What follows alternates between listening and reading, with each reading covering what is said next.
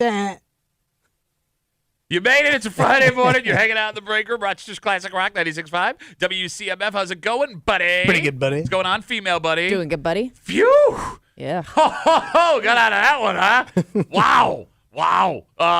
Right now, sorry. I'm still trying to get my bearings about me. Yeah. I am convinced that the Bills' only goal this season is to make To sure keep you up as late as possible. Hey, nobody needs sleep, apparently, if you're a Bills fan. 61 degrees right now, and not going to get much warmer. High of 68 today, high of 67 tomorrow, but it looks like it's going to be sunny, so like perfect fall weather. Yeah. If you're looking to get your apples, perfect weekend because the Bills have come and gone. Yes. And we will get to that. If you are just waking up and didn't stay, the Bills, stay up for it, 31-21 win over the Dolphins last night, and that game, it sounds a lot wider than it was. Yeah. It's weird. We'll get into it. All right. We got time. But let's kick off the show with a situation that went down out in Geneseo. What's the sitch? According to News 10 NBC on Wednesday, a 16-year-old who was in custody of the police department out there escaped while being transported to jail. Wait, he got away. Got away. He Got or out of she the car. Yes, so it was the Livingston County Sheriff's Department. The deputies out there say the teen fled on Main Street, was later found hiding in a backyard nearby. He was taken into custody without incident. The Sheriff's Office is currently investigating how the teenager escaped. Fun fact, did you know? What? New York law generally bars handcuffing 16-year-old kids. Oh, I did not know that. So that may play into what happened. Okay. All right, so we don't know what the 16-year-old was in custody for. We don't know if they had been arrested and were being taken to jail, waiting, charges. We don't know if they had already been convicted, things of this nature, right? But when you talk about a 16-year-old escaping from the police and running away, one thing popped in my head. What's that? Kimmy, there are kids from high school that you will remember for the rest of your lives Oh, yeah. for the crazy stuff they did. Yeah. And I'm trying to think of something that would make a kid live on forever more than This would be it. that, right? Yeah. Like this would be the most escaping custody. Yeah. Yeah. And I'm badass, not in like a good way, but No, like right, that but in kid. like a wow, that's You'll that's bring it above up and at every beyond. reunion. Yeah, like that. Well, and that kid's not going to be there because he escaped custody and ran away. Like, all right, how do I put this?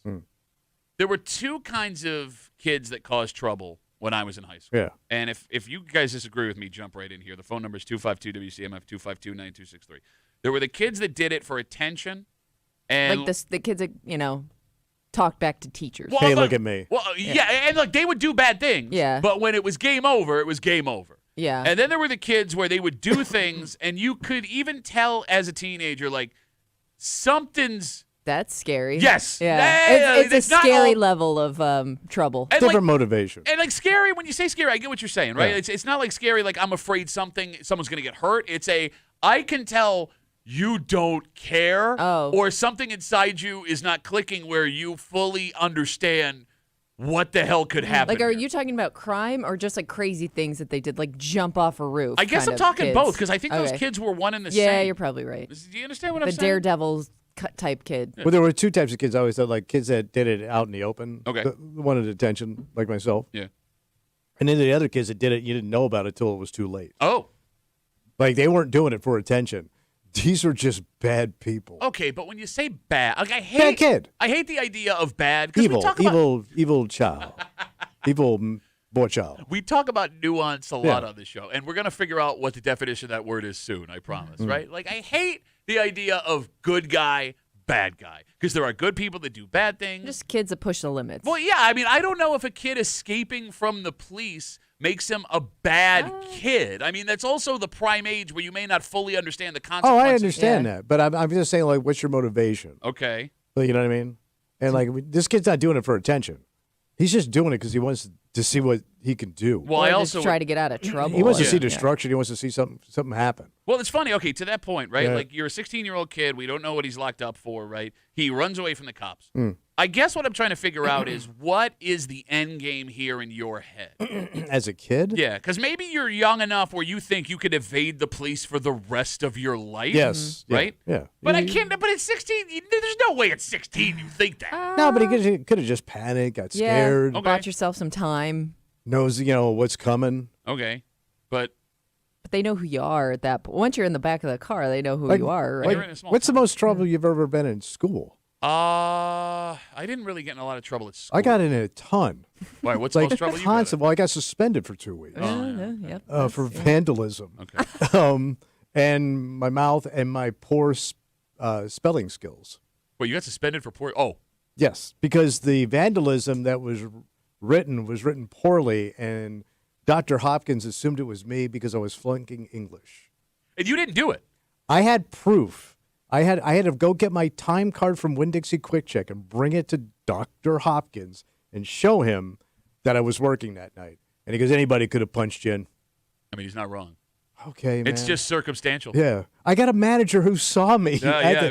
So he suspended me for 2 weeks. I was part of some of it, but not what he thought. I love it. I love how the one thing you didn't do was the most severe Yes. punishment you got, Yeah. which is fitting for you. And my old man was so pissed off.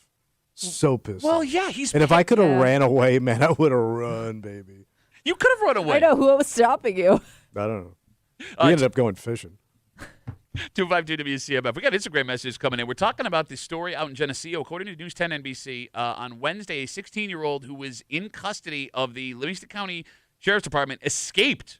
They were later found hiding in a backyard after fleeing on Main Street. They were taken back into custody without incident. Again, we don't know what charges they were facing. We don't know if they were transporting them to jail, if they had already been convicted, whatever. But, like, this teenage kid ran from the cops. Yeah. Joey writes us on Instagram, Duffy on WCMF, the easiest way to get at us. Many years ago, my wife, when we lived in New York City, she escaped the 25th precinct by slipping the handcuffs and walking right out during a shift change. She was on David Letterman and everything. Wait, what? This is what he just said. She was on David Letterman? This is according to him. Like she was arrested, Yeah. got out, Yeah.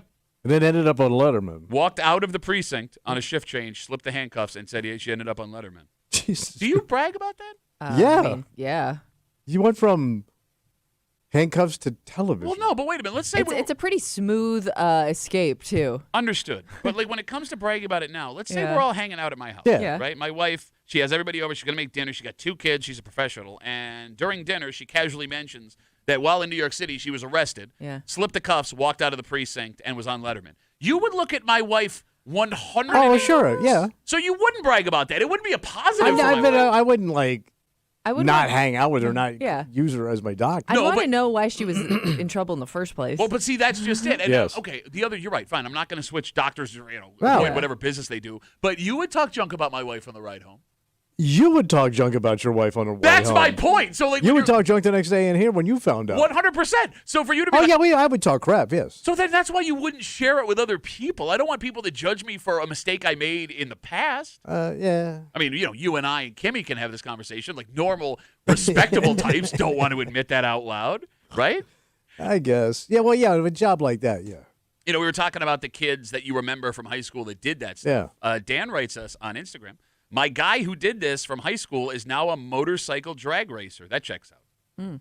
As a professional, that's his gig. That's what he says here. He's a professional motorcycle drag More than racer. just a hobby. All right. Well, it's always interesting.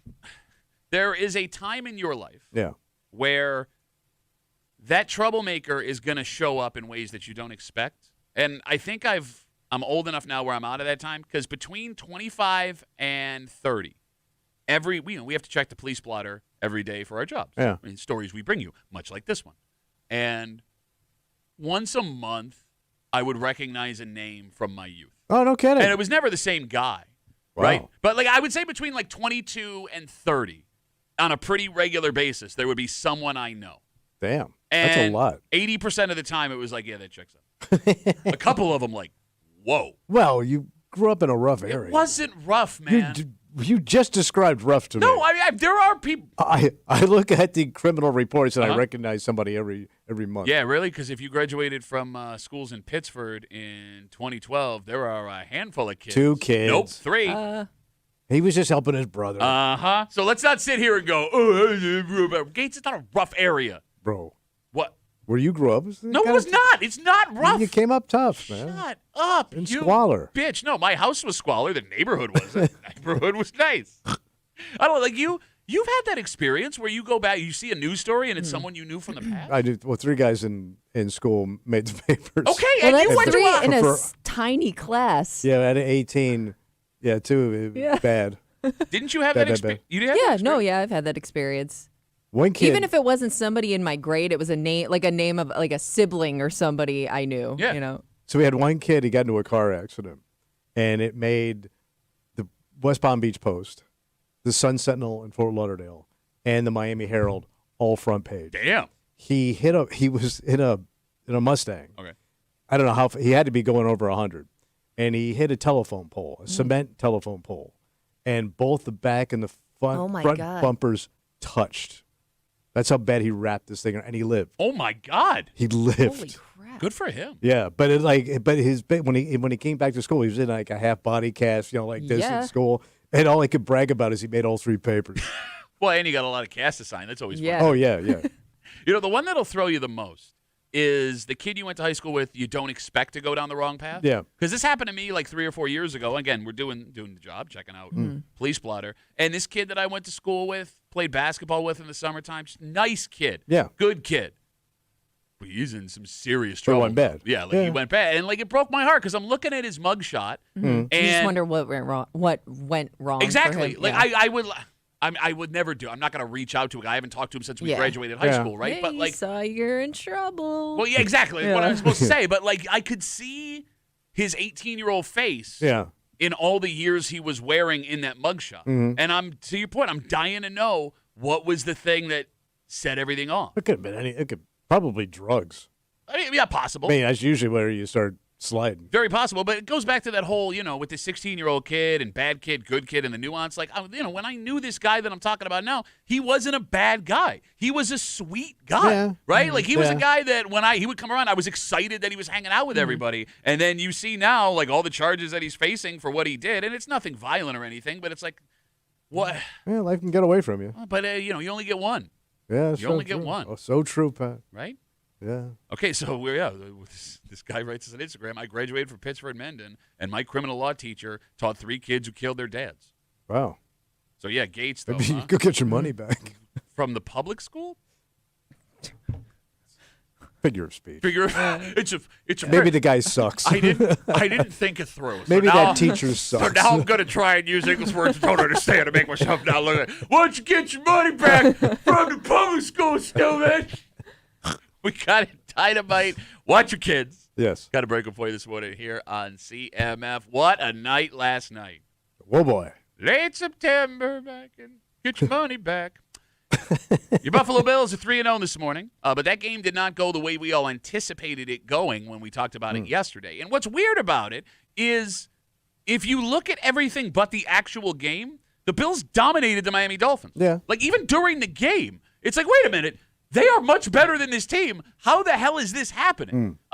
We have Tommy's picks we have to recap. We'll get to that just after 7:45. I think we're all looking forward to that. Oh, what happened? You were all plucky on Monday. Don't worry, everybody. They got this. Kimmy, maybe all the listeners should ask for their money back. It was a blowout. 10-point blowout. Yeah, but you didn't you didn't make a pick, correct?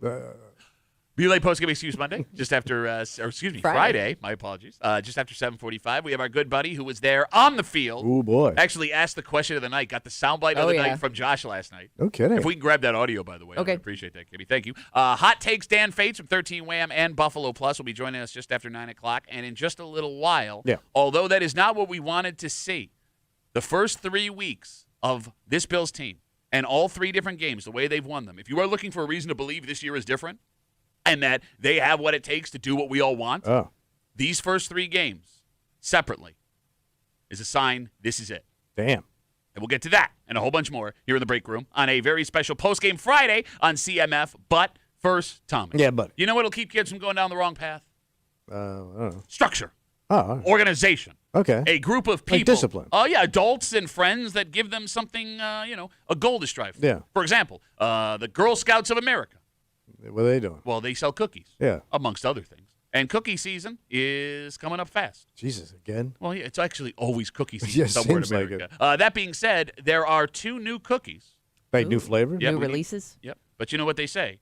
The Lord giveth, The Girl Scouts taketh away. Oh. Because getting 2 new cookies means we're losing 2 other cookies. So why are they dropping a cookie? They do this every year, man. Oh. We'll get to it next here in the break room on CMF.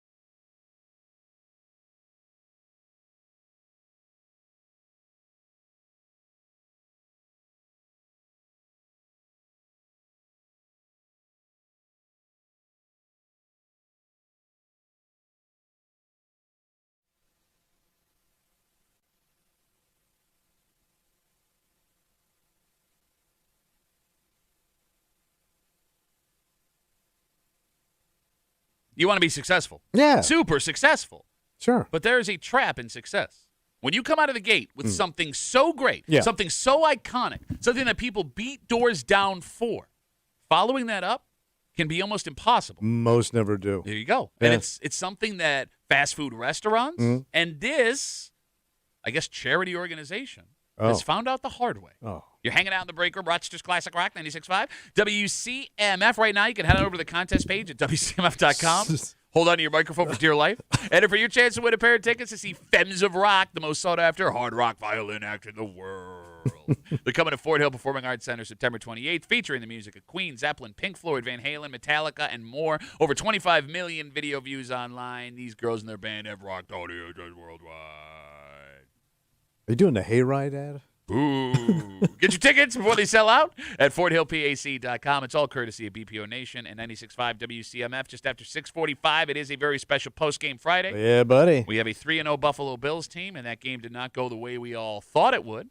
But despite the fact that we were all browning our britches a little bit late last night, the way the Bills have won each game over the first 3 weeks, I believe, is an indication. What are you saying? If you are looking for a reason to believe this year is different, they're giving it to you. Okay. And we'll get to it just after 6:45 here in the break room on CMF. This week, the Girl Scouts of America announced there are some new cookies on the way. All right. All right, Kimmy, so like we just said, the Lord giveth, the Lord taketh away. All right.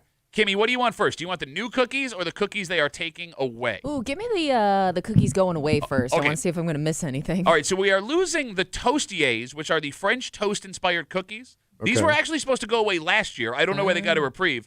Sounds good, but I never tried them, so I won't miss them. Kimmy, I tried it for the first time. I am regretting trying them. They're they're the best of the Girl Scout cookies. I never got French toast. What did you? What? It's like soggy bread. No, it's not. Soggy sweet bread. What a terrible taste. French toast sucks. You're an idiot. First of all, Cinnamon Toast Crunch, the best of the cereals. Amen, sis. That cereal, I don't know. But I But mean, it's just a actual different French take on toast. French toast. Did you? Here's a greasy, wet piece of Listen, bread. French Oh, toast let me isn't put some my more butter on it and sugar. It's nasty. French toast isn't my first breakfast choice, but I'll eat it if it's there. And by the way, not French. What? Yeah. Are you sure? Yeah. Done here. Can we Google? At a diner in New York City. You say that for every food. Cheesecake invented at a diner in New York City. Cheesecake was invented in Greece in 1245. By the way, quick.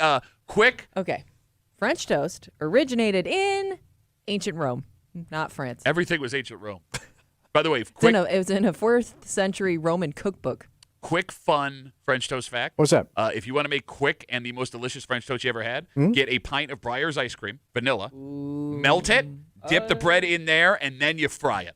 It's the best French toast you will ever have. So you put ice cream and bread together and then fry it. It's got all the ingredients that you would normally make French toast with, the ice cream, except vanilla on top of it. It's amazing. Wow. It'll be the best French toast you'll ever make. That's a Pat Duffy guarantee. There you go. All right, so the Toasties are going away, as are the s'mores cookies that debuted in 2017. I mean, I think those would be a hit. Yeah. Do people not like s'mores the way we think they do? I mean, I'm there for a s'more if I'm in a campfire setting. I don't really seek out the s'more outside of that. When's the last time you had a s'more? Maybe last summer. Okay. Last summer, I was at I think it was 4th of July last Like a summer. legit, like over the fire. Yeah. Right. Should I even ask you? I've never had one. Ever? Never. Who are you? I've never had a s'more. What? You went to summer camp. They Yeah, never had s'mores? I don't think that was a thing when I was a It was kid. absolutely a thing. It's been No. around It was in forever. the Sandlot. Yeah, but that's Hollywood's version of the s'more. No, I would know. We didn't. I'm shocked that you've never had one. How, as a man at 84 years old, have you never had a s'more? I'm telling you, bro. You know, I don't like ice cream. There's I don't- no ice cream in s'mores. I don't like No. sodas. I don't like a lot of sweet stuff.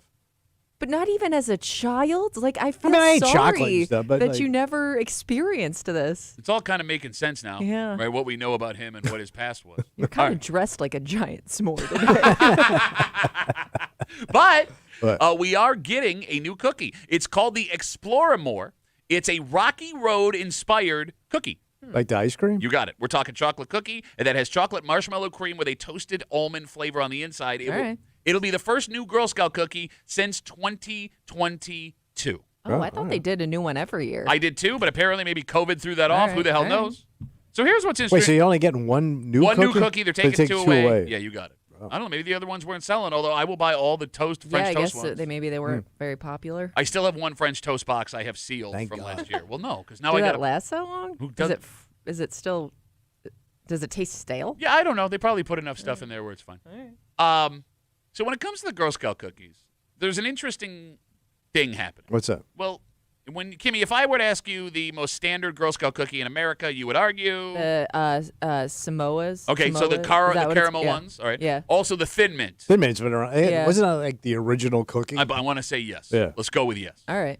So like the Thin Mint, the shortbread, and the ones you just brought up, the Caramel Delights, whatever the hell they call them, right, from Girl Scouts. They came out of the gate so hot with such delicious cookies that despite the fact for the last 20 years they've been trying to add cookies, they can't do it. Oh. They were They victims. just won't reach the popularity of that first group. Yes, and it keeps them having to rotate these new cookies they're trying to catch on, which it seems are not having the success that the Thin Mint, that the caramel chocolate one, and that the shortbread cookies have had for years. Well, don't forget, like, when they probably made those cookies, there wasn't a lot of variety of cookies out there. Yeah, I heard there were kids that they hadn't invented s'mores yet. Bro, we didn't have massive cookie aisle. You're an idiot. We had like 4 types of cookies. Shut up. And No, they you threw 'em didn't. at- You had it.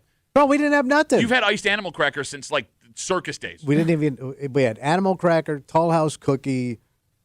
What else? You I think literally that's just it. said graham crackers. You just said I don't eat sweets. How would you know what the cookie? I aisle worked looked at a grocery store. Yeah, well, I yes. seen cookies. You were busy stealing razor blades every day. I was doing that. You know, when you think about like the most famous, iconic fast food restaurants in America, if I say McDonald's, their most popular food item is You go with the Big Mac. okay. Kimmy, if I said Burger King, their most popular food item is Oh, what is the Whopper? okay. So like both of those things have existed for 70 Since day one. Yeah, 60, 70 years. Like they are their iconic hamburgers, right? When you think McDonald's and Burger King have debuted a whole bunch of new stuff, Yeah. it never, when you hit up front with something big, gets topped by Yeah. something new and exciting. Well, you know what fast food place never makes sense to me with the stuff they add to their menu is Taco Bell. Like they come up with some like out of the box stuff, and I'm always like, who's trying this? Like who's going to Taco Bell for French fries? Oh, well, I did try them. You did? Yeah. Oh, see, like I don't They even. weren't great. I just when it comes to that kind of place, I stick to my normal thing, and I rarely veer off course. And I think that's what's because I don't want to waste it. And I agree with you. I think that's what's so interesting about this and the rest of the restaurants we talked about, right? Like with the Girl Scouts taking away the Toastiers, the French toast ones, and the s'mores, but bringing in this Rocky Road cookie. Yeah. You're right. Like when I sit down and I'm going to order 3 boxes of Girl Scout cookies, I'm going to go with the Thin Mints. Yeah. I'm going to go with the caramel ones. I'm going to go with the shortbreads because I don't want to waste my opportunity and blow it. Just like when I go to McDonald's, yeah, sure, that new burger looks like it could be good, but I know the Big Mac is delicious. Yeah. I know that chicken sandwich new at Burger King looks like Yeah. it could be all right, but I know what the Whopper tastes like. You know what they need to do, especially with the Girl Scout cookies, to get you interested in the new flavors? Have a little taste test stand set up. Give me a sample of that new cookie because if I taste it and I like it, I'm buying that box. Okay. Instant sale from me. Here's the problem, though. Right. Where they're setting up where there's going to be nothing but like middle-aged jerk dads who are going to be, oh, a cookie, do a lap. Cookie oh, pigs. a cookie. It'll just be cookie pigs lined up. I would argue that the Girl Scout cookie, the best bang for your buck in American cookie industry. This in general? Yeah, well, I mean, those boxes, depending on where you buy them, are between like $4 and $6. Yeah. Right? And they're pretty standard, Yeah. pretty sizable box of cookies. All I must right. say. No, they're Okay. delicious. I would also make the argument that the Girl Scout Thin Mint might be the most popuit cookie in American history. That thing I never understood. Shut up. It's like a cookie yeah. that tastes like medicine. Yeah, you like mint ice cream. Yes. You like I mint hate things. mint and I'm just stuff. not a big mint. It's like I'm person. eating toothpaste. No, it's weird, right? The Thin Mint, it's been around for 60 years. I'm Yeah. the only one keeping it in business. Listen. You and I'm my not, dad. I'm not saying. There's just certain flavors I don't understand. Bro, mint is like one of the most popular flavors to put with chocolate. Yeah, and it sucks. It ruins. you have to be in the right mood for that. Mint takes over everything. Like once you taste mint in something, No. like what grosses me out, and my old man did it.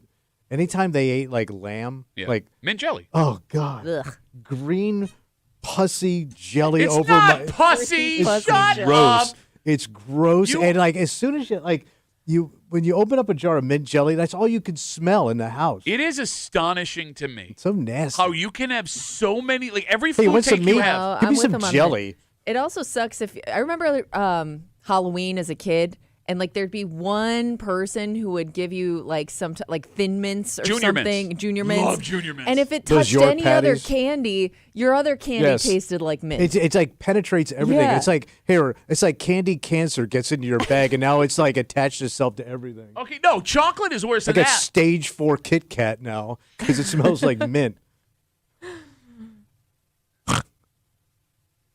252 WCMF. 252-9263. Here's what I could never figure out. What is that? Because, again, I believe that somewhere in the country, there is always Girl Scout cookie sales happening. Oh, sure. And Like it's regional? Yes, I think it just rotates around the country because they're always making the cookies. And if you know someone out of state, you are always able online to buy those cookies. So it's That's a little desperate, man. So you can't just purchase online at any time? You want have to Google and see? I They don't say know. the sun never sets when Girl Scout cookies. But that's awesome, right? Because there was a time It was a cookie time. where you had your like 2-month window, Yeah. and you had to make sure you bought enough cookies, bless you, Kimmy, to last you the entire year before the cookies came back around again. And you never buy enough. You never buy enough to last. All Yeah, right, you you got to enter your zip code. So. Okay. So like you have to have a family member who has a Girl Scout. You gotta have a connection. You need a West Coast connection. Like you're buying Coke. Well, no, I'm telling you, man. Like I have nieces, my wife's sister's kids live in Philadelphia. They are Girl Scouts. Well, you got a Philly connection? I do because they sell like 3 months before Rochester does. Yeah. So I get my Worst cookies. Gene Hackman movie of all time. The Philadelphia Connection. Yeah. Kimmy doesn't get that joke. Oh, sorry. May he rest in peace. And Gilbert Perot, not happy. No, man. So I get my like teaser cookie season. Oh, okay. And then I go into real cookie season. Then you're really like knee deep into cookie season. I mean, if it was the opposite way, it would be better because I could buy all my cookies and then like Dare to dream, man. supplement with my Philly connection. All right, let's take a break. When it comes to connection, the connection that the Dolphins did not have in the first 2 weeks of the season, all of a sudden kind of showed up last night. I don't know, man. Because like, is that the best you got though? Well, I mean, bro, what are you talking about the best you got? That game was in the balance with under 3 minutes left. I mean, that was not what we thought we were going to see. Right. And but I know that was like they had to win this game. Well, I mean, they were throwing it all out there. okay, well, here's the thing. I would argue they weren't really throwing it all out there. There was one play where I was like, oh, that's desperation. All right, we have time. We have time to discuss. But here's the thing. For all the Bills fans waking up this morning expecting a blowout last night and a little bit nervous about how that game went, I am here to argue that the way the Bills have won games this season, last night, last Sunday, and that opener against Baltimore, if you are looking for a reason why this year is different than all the others, why this is the year they're going to be able to accomplish what they haven't been able to, I think these 3 weeks prove there's a reason. Damn. And we'll get to it on a special post-game Friday here in the break room on CMF.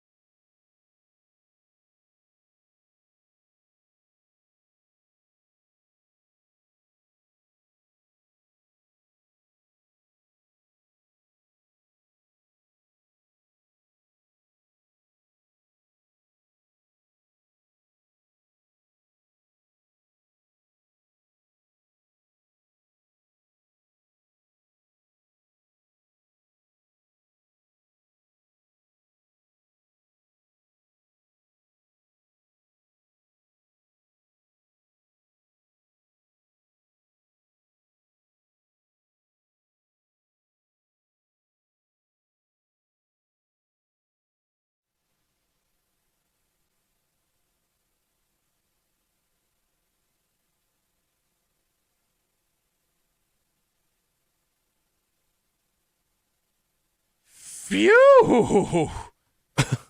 They don't have to be pretty. Yeah. They just have to end in a W. Mm-hmm. And even that statement might be stupid because the way that game felt and the way it actually ended are two very different things. Oh. But if you are a Bills fan looking for reasons why this team is different than the ones we've seen the last couple of years, the last 3 weeks have given you those 3 reasons why this might be the case. All right. You're hanging out in the break room, Rochester's Classic Rock 96.5, WCMF, just after 7 o'clock. It's Friday. You know what that means.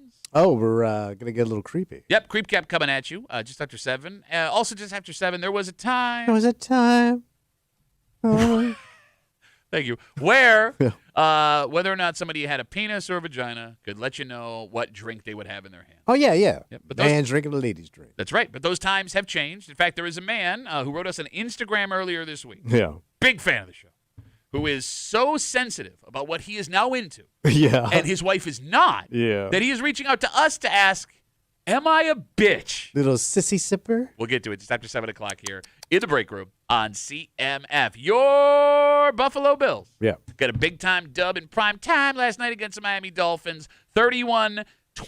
So they got to be the highest scoring team in the league by far. Yeah, they've scored over 30 points in every game. Yeah. Unless, I don't know, what's Baltimore? Well, Baltimore has Sunday. They've scored over 40 in the first 2 weeks. Oh, okay. So And actually, the Colts they might also scored over surpass 30. that. Yeah. So, all right, you got 3 high. Hey, forget it. It does, like we said this morning, it's feeling like the Bills' only goal this season is to make us stay up as late as possible. Yep. So I can see why like the NFL keeps putting them in prime time. Like you want to watch a good game, doesn't matter who they're playing, it's going to be close to the end. At least this year. So it comes down to the wire last night.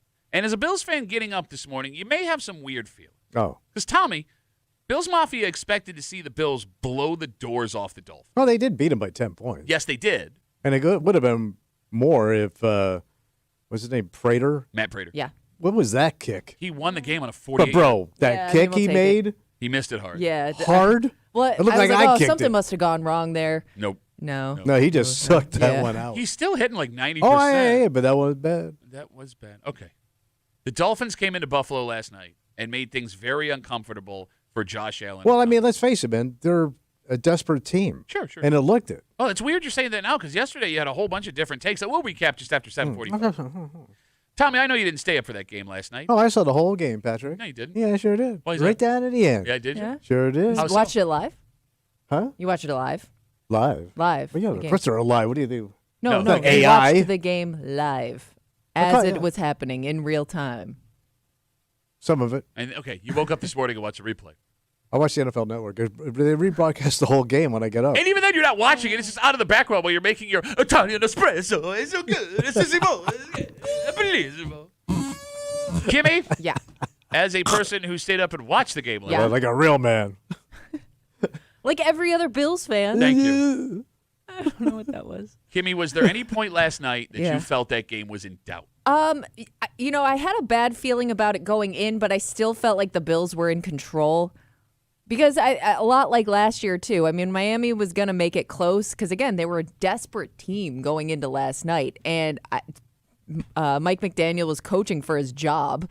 So I figured they were going to put up a pretty good fight last night. The phone number is 252-WCMF. Are there Bills fans watching that game last night that had the feeling this is not going to go our way, that the Bills The would first drive wasn't very comfortable. See, to that one watch. I saw coming. That one did Well, not make Miami me nervous went at down all. Well, just scored, the fact yeah. that they were just running it down their throats, I was like, okay, this is going to be a shootout That tonight. usually happens with the Dolphins, though. Like, they script their plays, the coach does. The first drive looks great, and then they puke all over themselves. Right, but I mean, without the Bills being without some Okay. key guys, I'm like, maybe this is the way it's going to go. Can I ask you a question? Oh, I can't wait for this. So does McDermott sometimes kind of let that happen to see what they've got? I mean, that's Kind of like open it up a little bit. Let me see what they're going to do. Yeah, Like he that's has enough confidence in Josh where Yeah. he'll let the leash out on the other team. That's the theory. Is Yeah. like, yes, we'll run a base defense, see what they're going to do, and we'll shut them down from there. Right. Because we know we can score 30 points if Yeah. we need to.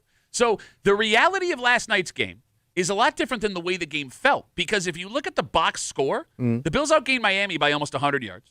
They passed for more yards. They rushed for more yards. They won time of possession. They won the turnover battle. They held Tua under 150 yards passing. Miami's leading rusher was under 65 yards. Yet, with under 3 minutes to play, Miami was 20 yards away from tying that game up. Yeah. On paper, the Bills beat Miami walking away, no issue. But it sure as hell did not feel like it up until the last two. And even until they needed 2 first downs after getting the ball back, Kimmy, and they didn't get the 2 first downs. They had to kick a 48-yard field goal to win that game. It was the closest double-digit win I've ever watched as a Bills fan. Yeah, because they kicked that field goal the time it was running out, right? There was 20-something seconds left on the clock. Yeah.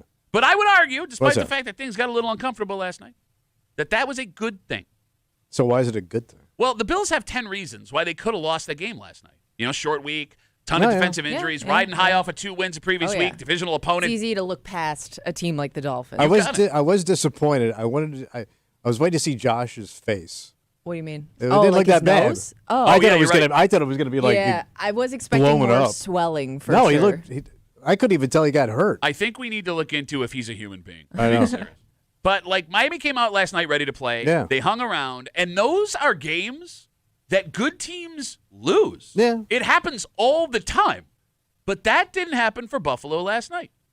And if we as Bills fans, which we are looking for a reason to believe this is the year, here's your reason. Opening week, the Bills win a frantic comeback against a good team that had your number all game long, right? Last week, you had a dominant win over a bad team, and you just beat the will to play right out of them. And last night, a bad team that found a way to hang around and had nothing to lose, on the cusp of upsetting you, you calmed yourselves down, and you won that game. I mean, Miami last night, by the end of the game, believed themselves that they could win that game. A team that hadn't won in Buffalo, and now their last 8 tries. Last night, the Bills won a game they shouldn't have. 2 weeks ago, last week they blew a team out. 3 weeks ago, they did just enough to win. Teams that win the Super Bowl are not usually the best teams in the NFL. Oh. They are teams that find a way. And after the last 3 weeks... It's all about making adjustments, Pat. Well, it's not even the adjustments. It's just finding a way by any means necessary. We're going to come up big in the end. Yes. Yeah. Like, there are 3 plays, I'm convinced, every NFL game. You can play all 60 minutes. 3 plays decide every NFL game. 3 different plays. And they won all 3 plays. I know the Chiefs didn't win the Super Bowl last year, but they had a lot of those games last year where you were just like, how did they pull that off? I mean, they got there. But, I mean, you look at Chiefs Super Bowl teams in the past. That's how they win these championships. They're never the best team. This Bills team, after 3 weeks, no matter the situation they find themselves in, the weird circumstances happening around them, find a way. And if you are a Bills fan, what do I do? That should have you very excited moving forward. Good. No? Good. Maybe if you watch the games, you'd understand what I'm saying. I watched the game. Did you see it live? You didn't. I mean, the Bills kind of have been that team for a little while. I think last year they had some wins that were in similar style. You've also had losses the last couple of years. Yeah. Okay, you look at last year. Came down to one play. Well, let's talk about the game in Houston. That's a game similar to this one that they lost that game. Go their way. I mean, that game against Baltimore where they get blown out. Same kind of situation where you're missing a bunch of defensive starters. You walk in, things did not go well for you on that opening drive, and you just never recovered. The Bills have managed to overcome, at least the first 3 weeks, all of the ghosts of the past that have haunted them. Okay, let's go, baby. All right. Super Bowl. 252 WCMF, the Bills in the closest double-digit win maybe in NFL history last night. If you want to look cool to your coworkers this morning, what do I do? Here are some fun things you can say to them and pretend that you knew it off the top of your head. Are you ready? All right. Josh Allen had 3 touchdowns last night. Josh Allen is now the fastest player to score 300 touchdowns in NFL history. Wait, over Tom Brady? He passed Patrick Mahomes. And Brady, he didn't play his first year. Oh. He was on the bench. So he's the fastest to hit 300 touchdowns. In NFL history.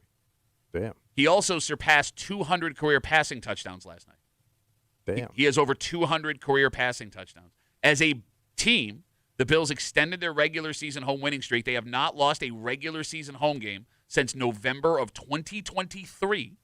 We're coming up on 2 full years, and they continue their domination in Miami. They have won 7 straight games against the Dolphins. So you think that coach is done? I think he did well. He coached just enough last night to not get fired today. Oh, okay. He put up a good fight. Although if I'm Stephen Ross, the owner of the Dolphins, I'm still firing him. Yeah, it's only a matter of time, right? Like, why not just make the move? They don't play again until next Monday. Oh. So you've got they're on Monday night? Yeah. So they have the mini bye plus an extra day. Fired. Oh. Why? What did he do last night that impressed you? You lost. Yeah. And you've lost every game. If you're Mike McDaniel has never won in Buffalo.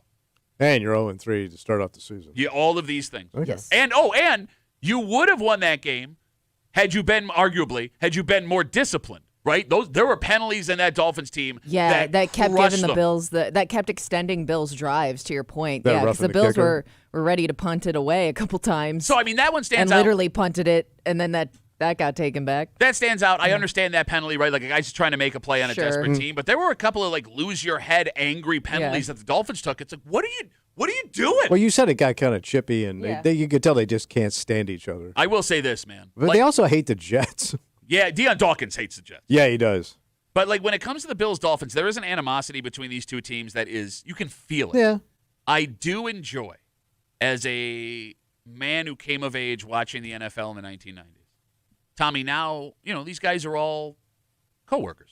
Right? No matter what team they play for, they're looking out for each other, and that's a good thing, right? Yeah. Okay. You rarely see teams that dislike each other. Watching an old school two teams that you can tell do not want to be around each other is so much fun. It's a lot of fun, too, because the back of their helmet says love. After we're done. Yeah, maybe later. We'll finish it up afterward.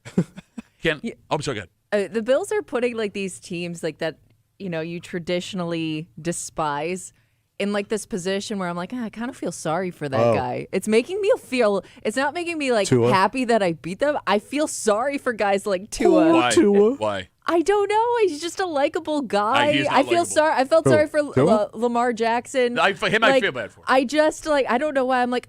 You know what it is? It's because when these teams screw up in the end, I know what that's like to watch your team do that. Listen. That's called I'm growth, happy. Kimmy. Some people are shallow. I'm happy I'll it take went that way, but I'm also like, ooh, yeah, that sucks. I hate the Miami Dolphins. Maybe you can't hate Tua. Watch know. me. Watch me. I don't want to see him get hurt. We Well, talked no, about I mean, they he even seems said like he a- played a great game until that final seems like a play. nice God, that made me kid. feel so good. Watching him throw that pick, and it was the Really? cleanest pick. Bernard just comes out of nowhere. Bop, Yeah. Mike! Give me that! Give me that! No, man, they're every atom in my body. Well, you also don't like Alabama, right? Then he played for Alabama. Yeah. right? Oh, yeah, but that has nothing to do with it. I just hate him in a Dolphins uniform. No, I hate anything in a Dolphins uniform. Like, I heard my brother made an argument this week on the Let's Go Duffalo podcast that he has sympathy for Mike McDaniel. And I wanted to... Oh, that guy, no. Not the coaches. I wanted to jump across the table and strangle him. Everything about the Dolphins sucks. I hate them. Yeah, why would Ryan like that dude? Because he used to have so much like life and fun, and now he's just had it beaten out of him. Like, Good. if those two guys were in high school, Yeah, you're not friends. that with coach would just rag on your brother. Yeah, but he's not like clever enough to do. Sometimes you go to win a game, and then you don't win a game, and that's why you don't. But win that the would game. still hurt your brother's feelings. Yes, it would. Yes. By the way, as we're talking bones to pick here, Yeah. there is one thing I want to talk about that really bothered me last night. Whatever. Well, I didn't get to go to the game because my daughter had a tennis match. Yeah. So I'm watching it at home on Amazon with you guys. You got Al Michaels, who's just slowly crawling his way through a broadcast. I can't Yeah, believe how he's still old is he? around. 147 years old. Well, he was around for the Miracle on Ice. So they lean into his age now, and if you were watching the end of the Oh, game, he's 80. He's Damn. 80 years He's 80? Yeah. Nobody knew her? He's about to be 81 in November. So he looks good. they do this segment, because he's made out of wax. Yeah. They do this segment where like he just talks about an old thing now. Yeah. It doesn't even make sense. It's a total non sequitur. It's just like now Al Michaels says old thing. So right before Yeah. the Bills are kicking this 48-yard field goal to ice the game, Matt Prater has already missed hard to the left. Yeah. They inexplicably, with no context, run the clip of Scott Norwood missing the field goal in Super Bowl 25, a 47-yard field goal. Yeah. Hey, remember this? I'm sitting next to my wife, and my wife is not up on Bill's history, so she does Yeah. not know what I am. I was flipping out in my basement. Flipping out. Yeah. Cursing at the TV. Why would you do that? If they would have missed that kick right after he showed the Norwood kick, why would you do that? And even Al Michaels goes, I hope enough time has passed, ha, ha, ha, where nobody's mad at me. Shut up! You know who I kind of feel sorry for? And it seems like he's like the guy to like walk old men through their job, Kirk Herbstreit. Because he did it for years with Lee Corso, who just retired at what, like almost 90, I think. Yep. And now he's doing it with Al Michaels. I mean, That guy deserves a raise because that's all he's working with right now are guys like just on the edge of retirement. To have that job now, Kirk Herbstreit, the guy doing the color, he has to be a certified RN. That's how many old men he has to walk through broadcasts at this point. All right, so your Buffalo Bills are 3-0. Took care of business. Yes, they did. Doesn't have to be pretty. Nope. Just has to be a dub. And just because things went well for the Bills didn't mean it went well for everybody. What do you mean? Well, like I know a guy yesterday who he's trying to sound all measured today. Well, desperate team, cornered animal, most dangerous animal. That's not what he was saying yesterday. He made some picks yesterday. Yes, yeah. Yeah, he did. No, I think I did pretty good. Yeah, you think a lot of things that are totally wrong. We find out how Tommy did with his picks yesterday. Ooh. A special Muley post-game excuse Friday on a post-game Friday, just after 7:45 here in a little while in the break room on CMF. But before we get there, it is Friday. Yeah. We have to do the normal things. Oh, yeah, we got to get a little creepy. That's right. All the disgusting things Tommy said all week long. Creep Cap coming at you. And a man that is so sensitive about his new hobby that he is in love with, by the way. Yeah. He is writing us to ask, am I a bitch? That's a literal quote from the message we got on Instagram. If you all right. Well, but here's the thing. I don't think this guy is alone. I don't think it's rare anymore. I just think it's something men don't talk about because of exactly what this guy is nervous about. Oh. And we'll get to it next here in the break room on CMF.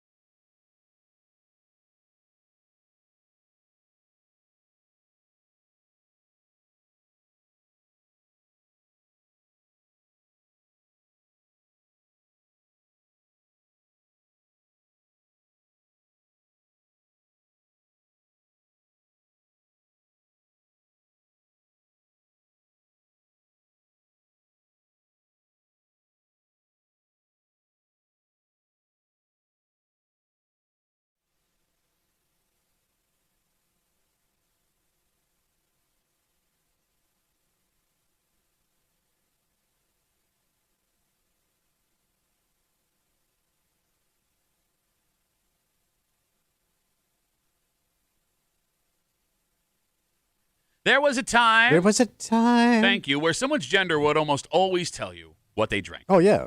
With the exception of Italians and red wine, guys were drinking beer or liquor. Ladies wanted something made of grapes. Yeah, a little sweet. Yeah, but it's not that way anymore. And it doesn't mean that guys aren't still conscious of it, because we have a message that we got earlier this week on Instagram from a guy who, despite his newfound love for this, seems like he may be a touch insecure. A little about sensitive? Yeah, I think so. Yeah. You're hanging out in the break room, Rochester's Classic Rock 96.5, WCMF. We'll get to that in just a second, but it is a Friday. Oh, yeah, buddy. Tommy, you say a lot of disgusting things. We got to take care of some nasty business. Nasty. And business is good. Mm-hmm. All the disgusting things Tommy said all week long. Enjoy the Creep Cap. It happens now on CMF. Hey there. You feeling creepy? Come get some of this Creep Cap on the break room on WCMF. Well, it's the way I'm sitting right now. Bro, I saw one of your nuts. Your mom saw the other one last night. No, only one? That's weird. You're hiding. What is No, it, like, she asked is it like for the it. Phantom of the Opera? She said she couldn't handle two. Phantom of your... She was already full. All right. Dan, going back He's to... acting It was out Fleet now. Week. of all time. Put funk in my wine. Put funk in my wine. Good Lord. Good God, get your feet out of my wine. Wait, it projects a penis Projects a picture of a penis, Lee. out in the sky. Yeah, I guess. All right. I've Well, seen if you do that, you're going to get your mom's attention. Na, na, na, na, na, na, na, penis mom. Thank God. She's looking for the diddler. With the- Hey, I want you to stop some of that wine, baby. Yeah, let's see those feet, baby. Oh, yeah. to kill your hope. sac disease. What if one molecule gets loose? One sac molecule? Yes, and you drink it. Have you ever seen anybody? That makes if you drink that makes us lovers Over a bottle of wine? over my dead sack. Bottle of red, bottle of white. I just sipped on Tommy's stack Tonight. From their chest up with a shirt on. Mama's getting batched in the parking lot. See? Ground control to Major Brown. This is Major Brown. My ass is out of control. I can't control my hoe. Wait, George Eastman was there? All right, hey, baby, I want you to smash some kegs over here. Give Uncle George a little stuff. Yeah, you get a little loose and a good moose, baby. Yeah, that's how George likes it. I like a good fishy pie. That's why I go to your mom's house. Yeah, we got it. Everyone saw it coming. because it's right next door to a nice pizza joint. But am I passing by and then I catch your smelly jelly or what? Don't even. What? Fish jelly. I would go to the doctor. No, jelly, there's a natural lubrication, like Yeah. a little natural smelly jelly Yeah. that pops out that makes things more Go to the doctor. Go to the self-lubricating. doctor. It's so good to be a creep. There it is, the Creep Cap on CMF. We got an Instagram message earlier this week from a guy named Nick. Yeah. He interacts with the show on Instagram all the time. Nice guy. Nicholas. But Nick trusts us enough to ask this question, which if I was Nick, I would not have, because I No. could already see where this is going to go. Oh, really? And I want you to look. You got that? I can't help it. What are you opening up a ghost-filled attic over there? I want you to listen and have a discussion I'm gonna before hold- you knee-jerk be a dick. I'm not going to jerk my knees. Okay. Nick writes us on Instagram, quote, I got into drinking wine this summer Jesus Christ. and went head over heels into the whole culture of how it started, how it's going. I love everything from the fancy words to experiencing and experimenting with new flavors. My wife, however, does not drink wine and mostly smokes the devil's lettuce. That's how Oh, you know all he's a right. break room listener. Sometimes she'll make fun of me. Sometimes she'll get mad at me. Sometimes she'll get annoyed with me. Does drinking wine as an almost 30-year-old man make me a bitch? And to be clear, because I know everyone imagines folks in their heads, and you already have you're imagining what he looks like. His avatar on Instagram is him on his wedding day, and he is in his dress Marine uniform. So he's a Marine. A wine drinking Marine. almost 30-year-old Marine whose wife does not drink wine with him. All right. So, lot to process. All right. So I'll let it simmer for a second. Is what Nick is saying strange to you? Oh, yeah, none of that lines up. Why? I mean, he's a macho guy. He's a Marine. Well, wait, you can't be a macho guy and drink wine? It doesn't usually line up that way. Based on what? European men. Like, they're, like, skinny and in, like, tailored suits and drink little cups of coffee. They wear, like, multicolored shoes and, You're describing Pointless yourself. jackets. I just want to point that out. you know what I'm saying? Cross You- their legs when they sit. Like, their nails are always trimmed. Now he's trying to brag about what he Yeah, does for I'm himself. not sure what category you're trying to put yourself in. Wrinkled but handsome in a rugged way. cold weather. I would be shocked if I met a guy that was in the Marine Corps. Okay, now. And he's sitting there with a what? I wish I hadn't said Marine because now you're going to focus on the Marine. Well, no, but you paint a picture of a guy like that. I would be shocked. Okay. Like I was shocked that your husband drinks White Claw. Yeah, he'll drink. He'll drink big some. beefed up firefighter. I mean, I think that's a girl's drink. But you never had it. But it's advertised to girls Where? Yeah, he drinks the. on the TV. There's no White Claw television commercials? No, Yes, there is. I Where? haven't seen it in a How's while. it go?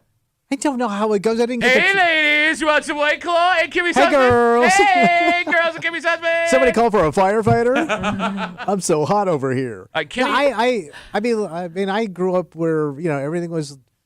There was no blurred. But you didn't have as many options. No, but like women drank. Like you would never see a woman drinking a Manhattan or a Rob Roy or straight booze or bourbon. Okay. I mean, unless they were mixed. Like my mom drank whiskey sours. But your mom was a drunken whore. But she also was she was also in the Marine. Oh, yeah, good Also- point. So maybe it's the Also Marine that. Corps. Is that what it does? It throws you off for your What are alcohol? they doing there on Paris Island? Kimmy is the better Is person. there an open bar? Kimmy is the better person to ask here. Yeah. Yeah. When I say to you, Kimmy, I have a guy who's almost 30 Yeah. who drinks wine on his own, just got into it, experimenting, is having a good time. His wife doesn't touch it, and he's feeling insecure about it. Is it strange to see a guy almost 30 experimenting with wine and enjoying it? Yeah, I think the age for me is a little strange, only because like I would think in your 20s you're just drinking like the cheapest stuff. Okay. And I would think like if you really do appreciate wine, I mean you could spend some money on it if you're really really into it. It doesn't seem like a hobby that somebody in their 20s would have. It's more the cost of it to me. But we're also finding out that there's tons of cheap wine that's Yeah, really, but really but good. I'm saying, but if this guy is as into wine as he's saying, he may be buying more expensive wines. Okay. So my oldest brother has always been a wine drinker, and like he also drinks like that prosecco, that Italian stuff. With you drink it like in a champagne flute. And all Yeah, that. yeah. He's that guy, but he also owns a ton of guns. Okay. So he's that guy. So wait a minute. You have him in your family. We also had Crowley, who was our boss Yeah. here, who was a big wine guy. He would drink out of a stem glass. I will say this: women that drink wine just drink wine. Okay. Men that drink wine don't shut up about it. Like my brother, when he can't hold a glass of wine without you giving you the history of this goddamn glass of wine. Crowley was the same way. Like he made a production out of drinking a glass of wine. I will say this for women: they just drink it. Okay, but Guys have to like have this like wine Discussion. measuring like they want you to know that I know about this and that, where it's from and what I spent on it. Do you think it's because men are getting into wine because of like wine tours and things like that, where they feel like if you're gonna drink it, you have to drink it the right way? Because this is how I learned to drink wine. And guys always Because I would think like in this region, you get a lot of guys that kind of get into wine because maybe they get dragged on a wine tour or something like that, and then all of a sudden it's like, wait a second, I think you're this overthinking. is kind of fancy. I think you're overthinking it. I think it comes down to just men in general. Yeah. Because you bring up your brother and you bring up Crowley. Anything, Kimmy, that we discover, we're going to mansplain about. Yes. Yeah. I just want to tell you every little detail. You Yeah. don't care. I'm going to tell you all. I'm going to hold you hostage and tell you all about it. And a guy who drinks wine thinks he's smart. Why are you being a dick? I'm not being a dick. You're being a dick. Every guy no, that, because you that could have is a said wine a drinker. guy that drinks wine But is that's- smart. You said thinks But he's that's smart. not Thinks he's true smart. either, because you'll get guys who drink like certain types of whiskey or name the liquor that they got into. They're Yeah. going to tell you all about That it. is- It's that not is just true. wine. That is true. Like I know a guy right now who got really, really into tequila. So they need to explain to you why the tequila you bought isn't up to their standard. You know what they or- call tequila? What's that? Mexican wine. 252 WCMF. Guy named Nick writes us earlier this week on Instagram. I got into wine drinking this summer, went head over heels into the whole culture, how it started, how it's going. I love everything from the fancy words to experimenting with new flavors. He goes on to tell us his wife does not drink wine. She smokes the, quote, devil's lettuce. And he says sometimes she'll make fun of me. Sometimes she'll get mad at me. Sometimes she gets annoyed with me. Does drinking wine as an almost 30-year-old man make me a bitch? How many male wine drinkers listening also have partners that don't drink wine? So their wives are non-wine drinkers. Here's the thing. Like, look, I'm kind of with you based on traditional drinking. Yeah. That I would be thrown to see a man drinking a glass of wine without a woman Right. next to him with a wine glass Yeah. in her hand. I assume that guys who drink wine are drinking wine because their wives got them. Yeah, into it. mostly. If the guy's drinking wine, it's a couples thing. I've never seen like what the guy's having wine, she's having a bourbon. But that's what's happening here. Yeah. I mean, that's what he said. She's getting high and he's drinking wine by himself. Like, I would love to know, like with Nick, how he ends up falling into wine. Like, just one day we walking through the liquor store and you were like, oh, this got a kangaroo in it. I'm going to try it. $6 kangaroo. Why the hell not? Like, I mean, Kimmy, would you be thrown to see in a bar a woman drinking a beer and her husband drinking a glass of wine? No. I mean, I just think like I would stare. Really? Oh, yeah. I think that there's just so many options now, and people are willing to try new stuff. I wouldn't find it odd. You'd stare? Oh, yeah. In that outfit? Yeah. You look weird. It would. I wish I could flip my hair. I think it also would be a little strange depending on the place. Like, the more divey the bar, the more I'm like shocked that people drink wine, period. Okay. Man or woman. Like, because if everybody's drinking like beer or something like that and one person has like a stem glass of wine, it's just it doesn't fit. I get what you're saying. All right, we got messages coming in on Instagram. We got folks waiting on hold. James writes us, Duffy on WCMF. Jesus, I am tired. Duffy on WCMF, the easiest way to get us. James writes, 29-year-old vineyard manager here. Nothing wrong with appreciating wine. You are a little biased there. Yeah, that's how you make your living. Biased Jimmy getting a hold of us here in the break room. Now people are going to bat for Nick based on other badass guys that drink wine. For example, Duff McKagan of Guns N' Roses. Big hardcore wine drinker. Yeah, was a hardcore wine drinker. Yeah, that's an act, man. I get it. It wasn't an act. He had to go to rehab. No, even who's the lead singer of Rush? Geddy Lee. Yeah, he comes down here to buy his wine from Century Liquor. That's a hell of an act. I also wouldn't argue Geddy Lee is like the picture of masculinity. No, but I love Rush, but you're not like. But I mean, hey, I'm gonna fight your ass, and I got Geddy Lee back here. I would also guess if your wife or significant other is a big wine drinker, you might act like you don't like wine, but every time she opens a bottle of wine, you're not gonna close it unless she's finishing that herself. A lot of times you're probably gonna have a glass or two. But again, I think you're on the phone. Like, that's what makes this story so weird, because Nick's wife does not drink wine. Yeah, no, I know. I'm just saying I think there may be more wine drinkers that aren't willing to admit it just because they drink it in their home and not out and about. Like every once in a while when I give it a shot, I go, why did I do this? This stuff is terrible. I'm done trying it. I've tried it two or three times. I'm done. I've only tried white wine once. I don't get that at all. That is the worst thing to drink. It's horrible. Now I'm getting the taste in my mouth. I don't like it. Yeah, it's the worst. 252-WCMF, 252-9263. We got an Instagram message from Nick that kicks off this discussion. We have a Nick on the phone, a different Nick, Kimmy. Oh. Yeah, different Nick. He wanted to clarify that. Nick 2 is on CMF. Hey, Nick 2, how are you, buddy? Hey, what's up, guys? Doing good. This guy's a bitch, big time, soft. Oh, wait, we got Nick on Nick. AF. We got Nick on Nick crime Yes. happening here in the break room. All right, how old are you, bud? 34. 34 years old. Have you tried wine in the past? Yeah, I've tried wine. He's not a bitch for drinking wine. Wine's fine. Drink all the wine you want. He's a bitch for what Tommy said. He loves the fancy words, and he wants to talk about wine. He's annoying his wife talking about wine. He does admit that she gets pissed off. Okay, fair enough. And those are his words. Nick 2, you're right. But I will ask you this. Are you married, bud? No, hell no. Single man. Okay, so here's what sucks about single guys like Nick at 34. Yeah. I, as a man who is married, spending time with my spouse, you as a married man, we know what annoys our wives. Yes. We know what we love. Like, you talk about boats and history and places you've traveled, and your wife hates the it. tune-outs. And I talk about sports and stuff like that, and my wife hates it. Nick, because you're not around the same person enough, you don't know what you're annoying about. Because you're definitely annoying about something. Nobody said single, just not dumb enough to be married. Okay, what are your annoying things? Weed, for sure. This dude's... Oh, that's worse than wine, man! Come on! She's blazing chronic with Jody. His wife sounds awesome. Blazing chronic. Okay, Nick, thanks for the call, buddy. Have a good rest of the day.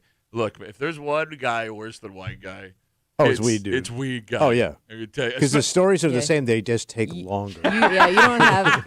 You don't have the self-awareness for sure. No. Yeah. Bill writes us on Instagram, Duffy on WCMF, the easiest way to get us. He says, I dated a girl in California. Her brother was a redneck. Dumb as a bag of hammers, started drinking wine, and became a douchebag. Everyone is so mean today. Yeah. Well, that's wine country out there, though. Well, yeah, but you also wouldn't expect. No. Right? Are there like, okay, when you think about, like, because Finger Lakes is also wine country. Right. You also have those tiny little towns with, like, rural folk, right? And some stereotypical rural folk. Do those people drink wine? Those guys? You know, guys that'll drive, like, the lawnmower up to the Dollar General to get themselves a bag of Cheetos? And a lovely Bordeaux. I'm asking you. I would be shocked to see, like, hard country dude drinking soft ass city wine. You're shocked to see a lot of Hippie totally wine. normal things now. Yeah. So that's not surprising. Drinking your left-handed cup of wine over there. Got that? Yeah. I wonder how. Wonder what the gateway into wine is for guys. A really ripe grape.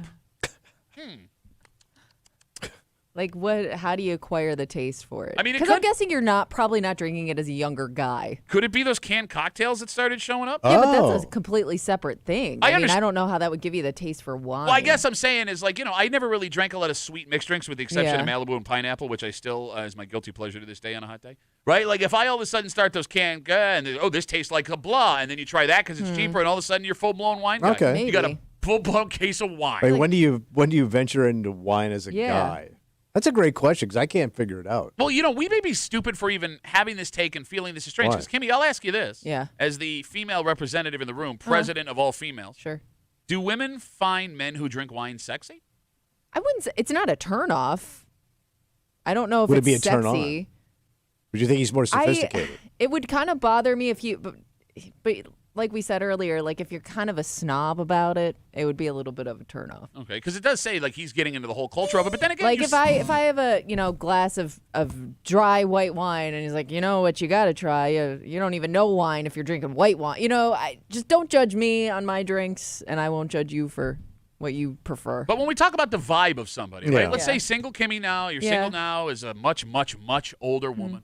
And you walk into a bar and you're hanging out and you see one guy leaning over with a beer in his hand, Yeah. another guy with a wine by the stem, wine So glass he's- by the Well, I stem. think holding it, it like it that too, shows a right? level of confidence because, I mean, as we just heard from this conversation, like they don't care if they look like feminine with their wine. Not helping, I don't think. Okay, so I think that answers our question.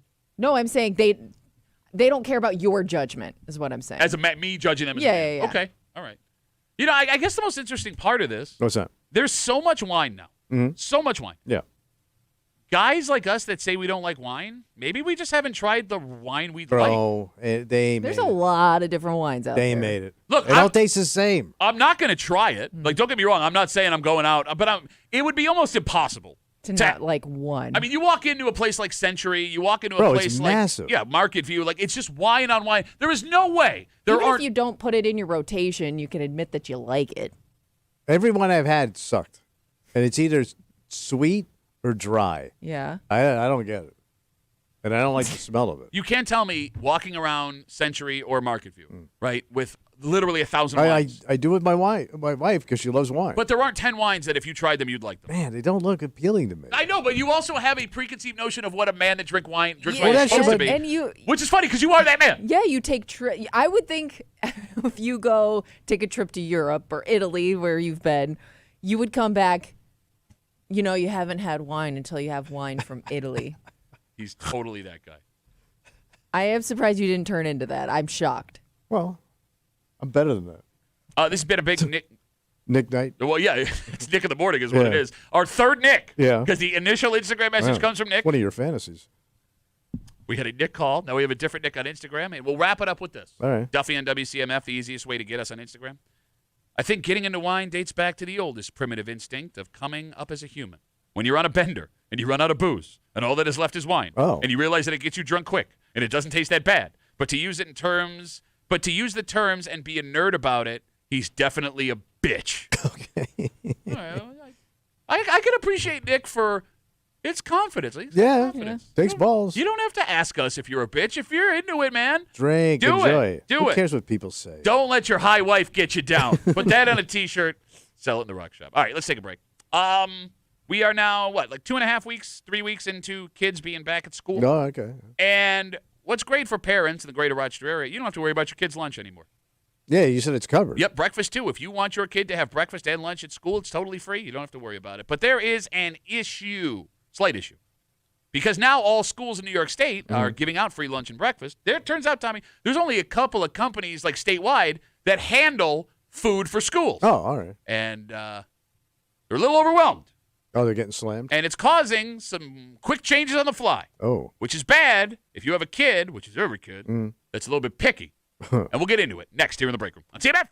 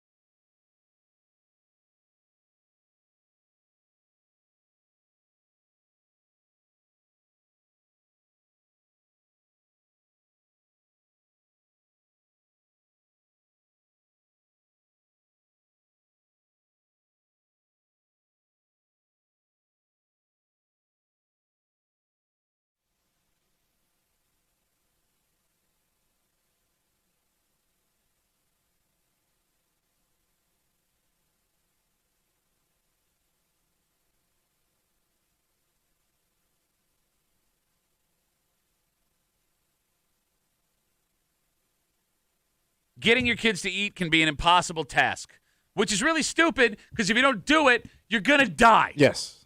Eat the food or you'll die. The reason we bring this up, if you have a picky eating kid going to school right now, things may have gotten a little rough for you. What happened? Because some issues, Tommy, with the rise in demand for school lunches has districts across the greater Rochester area making changes on the fly.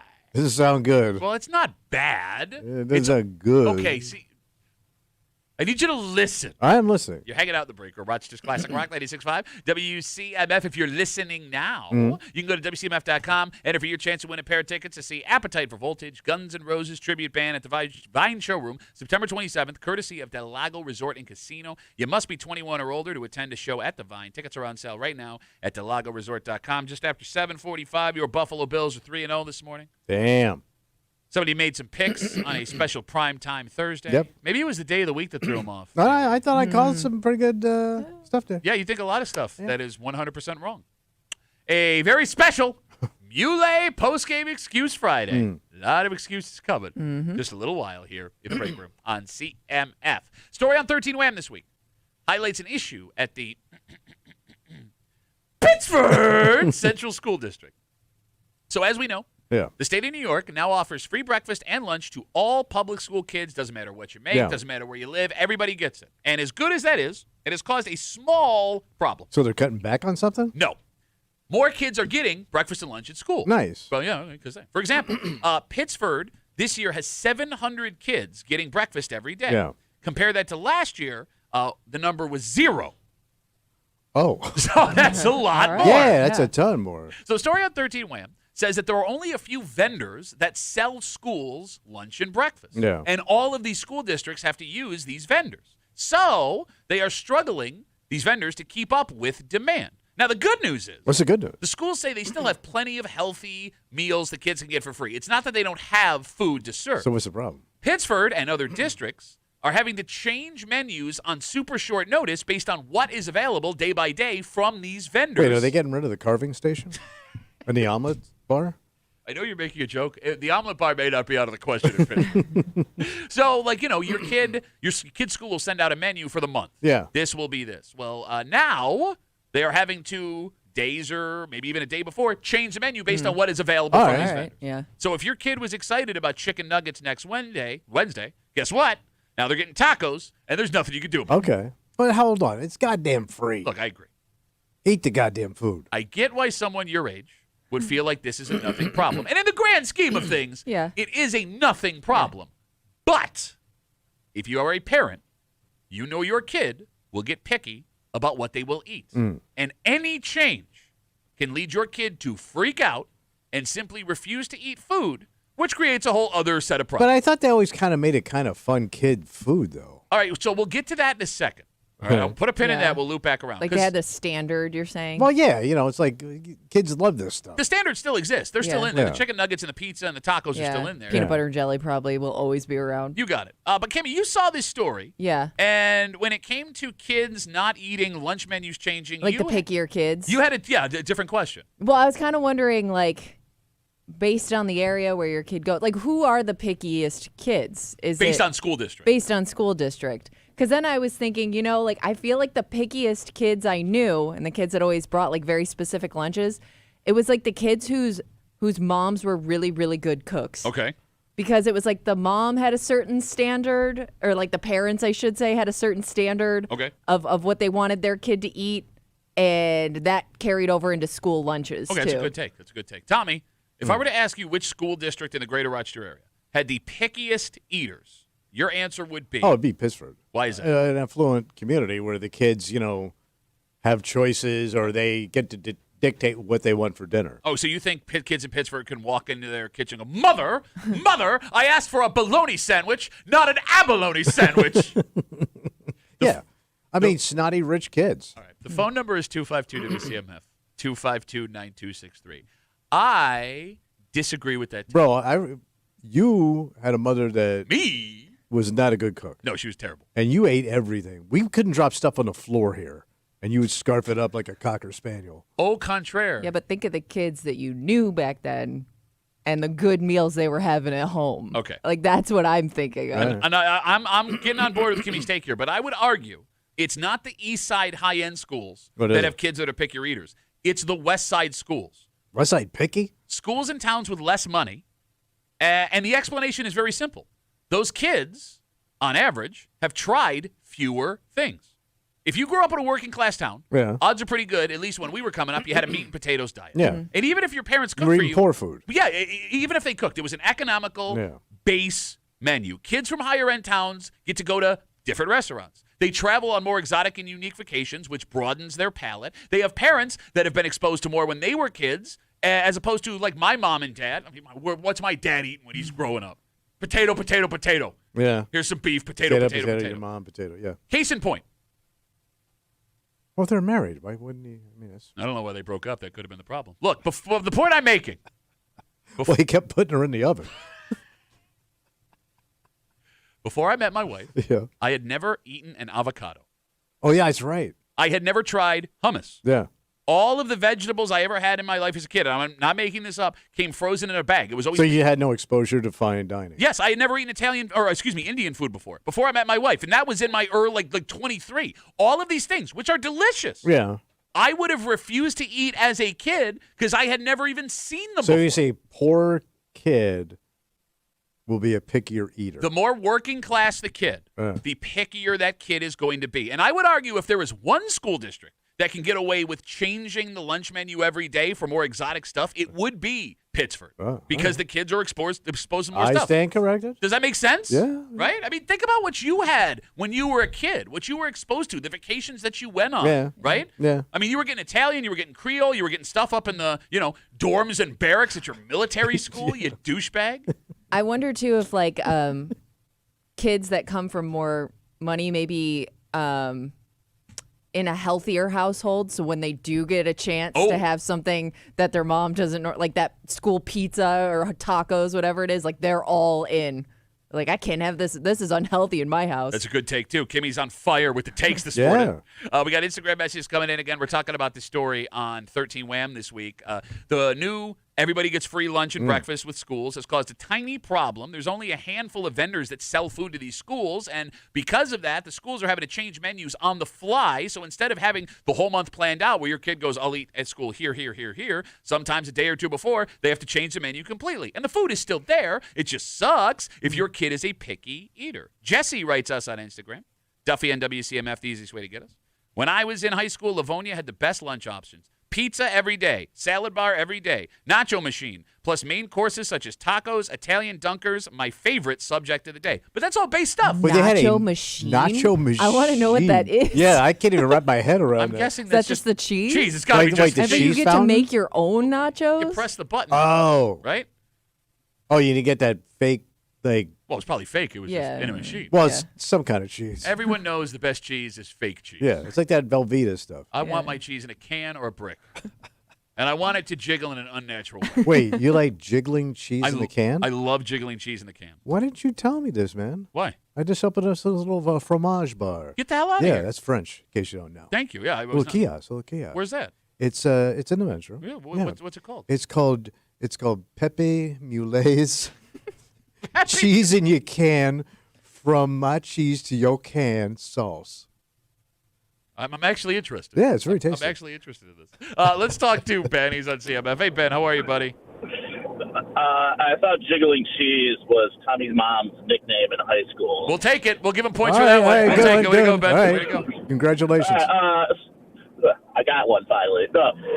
So my girls are complete opposites. So my younger one, Nora, is super picky about everything. And, like, when you give her dinner or lunch or whatever, she'll pick one thing, and that's all she's going to eat. And if she can put ketchup on it, she'll put ketchup on it, but she won't eat barbecue sauce or any other kind of sauce. Yeah, I mean, I know you're making a face. This is very standard. This is very standard for kids. I don't like barbecue sauce. Dude, I love barbecue sauce. I know. We know. Yeah, you're built for barbecue. And then my other daughter, Iris, if she's kind of, that sounds terrible. I'm not going to say that. She'll eat just about anything I'll eat. But if she gets something stuck in her head, like if she wants chicken nugget That's all she wants.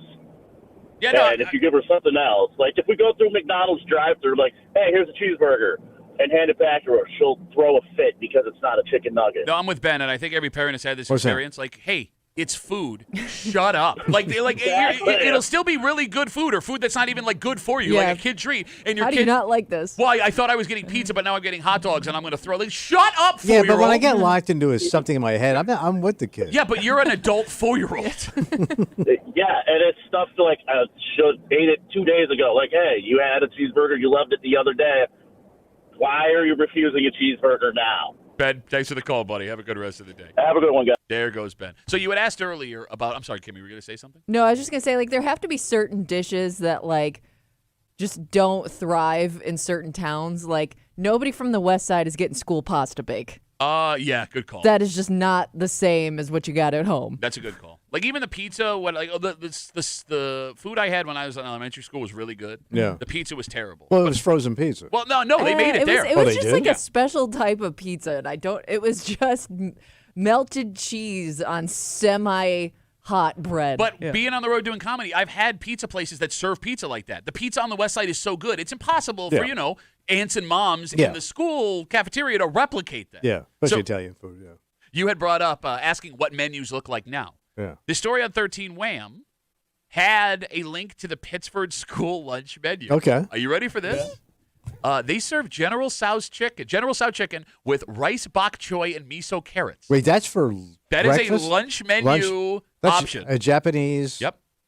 lunchbox. For one day. One day they are serving a chicken sandwich over roasted cauliflower. Man, what are they charging me? There was another day they are selling cherry blossom chicken with rice, carrots, and assorted peppers. Bro, it's like a high-end restaurant. And like other days they're mixing in, pizza, chicken tenders, mac and cheese, Who's turning down any of that? But I mean, are those Pittsburgh fancy flair only, or are kids in Gates, Greece, East Rochester Well, you also said getting? they're Japanese mostly coming lunchbox? from the same companies, right? So I'd imagine they're getting similar things. Well, but I also would assume, Kimmy, you're buying what you're preparing. okay. Do you get what I'm saying? Yeah. I What they can't- think the demand will be. I mean, I guess you're running out of bok choy pretty quick. I thought like a lot of these companies also did the prisons. Like they supplied the food for the prison system Oh, and good the schools. question. Like, that's the way it was in Florida. Because you could get, your kid could just get vitamin loaf. Yeah, sure. I mean, it doesn't taste good, but it'll get him through the day. We'll finish it up with Mo. She's on CMF. What up, Mo? Hey, how's it going, Duffy? Good. What do you got for us? So I think kids are picky all over, especially the younger ones. I've got a 4-year-old who, same thing, go through the McDonald's drive-thru. She wants nothing but chicken nuggets. But I have 3 other teenage boys that are in Pittsburgh, and they're either at the middle school or high school, and they do not get free breakfast or lunch. Those numbers that they're given from Pittsburgh are all elementary school. Oh, okay. We're like the only district around because Pittsburgh for the last 13 years did not participate in the National School Lunch Program. Gotcha. So they did their own thing, and they finally just joined this year, but they said they can't do free breakfast and lunch at the middle school, high school because they didn't have the capacity, like maybe the ovens. I don't even know. Okay. But they're trying to revamp things. And Feed then these rich-ass kids. I know, Japanese next year maybe we'll breakfast. have it. Yeah, we're paying $4.50 a day for barely any food. It's kind of ridiculous, and it's not nutritious at all. So I'd you like did them this. to adhere to the guidelines. That is strange, Mo. All right, let me ask you this though. You said you got 3 boys that are teenagers right now. Yeah. Okay, so I do remember getting to a point where I don't care if I had seen the food before when I was 15, 16, 17. I'm eating all of it. Do they just eat everything all the time? Absolutely. Yep. Okay. It's got to be a nightmare. Yeah, bro, I'm telling you, man. I saw you eat. I saw you eat as a young adult. It was scary. Thank you. Whole goddamn bowl of pork nachos. Mo, thanks for the call. I really appreciate it. They were good. Bro, you ate those in an hour. Yeah, they were good. And you kept running your mouth at the same time. Speaking of running your mouth. Yeah. There was a man around this time yesterday. Running his mouth. Yeah, running my lot of Confidence was at an all-time high. Let me tell you this. You always tell me defense, man. Ed Oliver. Yeah, Ed Oliver. Ed Oliver was on the sideline. Gotta have your corners. Did you see the size of his chain he was wearing? No. Oh, my God. Nice, huh? Bro, like it lit one half of the stadium when the lights hit it. It was huge. Anyway, your Buffalo Bills get a nice win last night in prime time. They are 3-0. They are sitting 2.5 games ahead of the Kansas City Chiefs. They are entrenched as the number 1 team in the AFC East. Things are good. Yeah. Unless you made some picks yesterday. Oh. a very special Muley post-game excuse Friday on a post-game Friday. Next, here at the break room on CMF.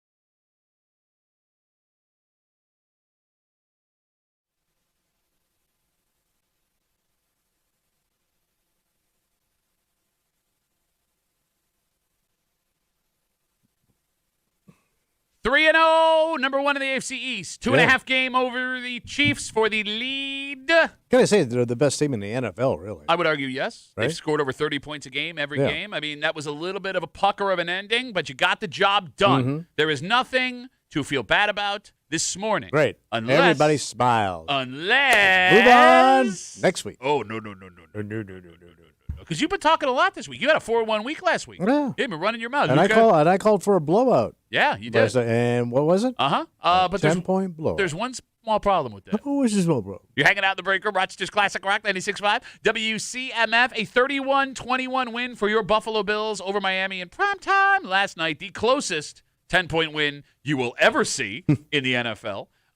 Tommy yesterday on a special Football Thursday, he made some picks. Yeah, short week, tough. Well, no, but like we said, you were coming off a great week last week, man, and you were feeling hot. Yeah. And if you listen to the show on a regular basis, you know 3 things are always true. What's that? Tommy is going to be creepy.